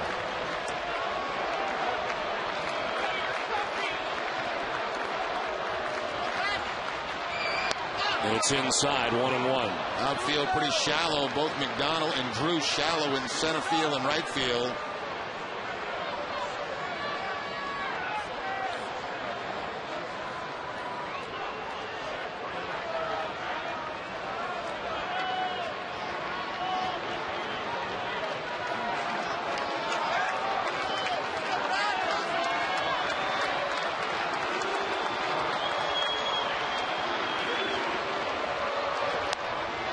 Outside, Victor tried to bring it back to the corner. It's 2-1.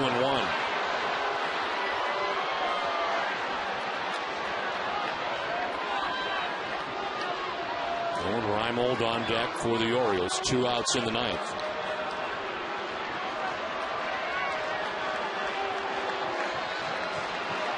Turner at second. Wigginton at first.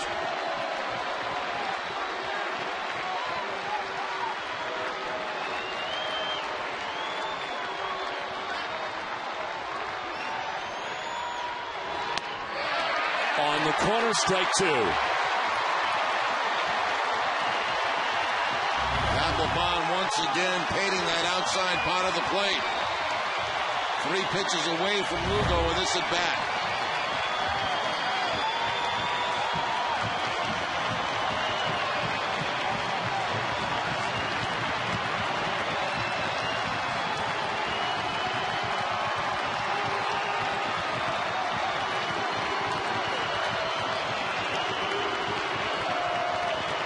Applebaum ready with the 2-2 pitch.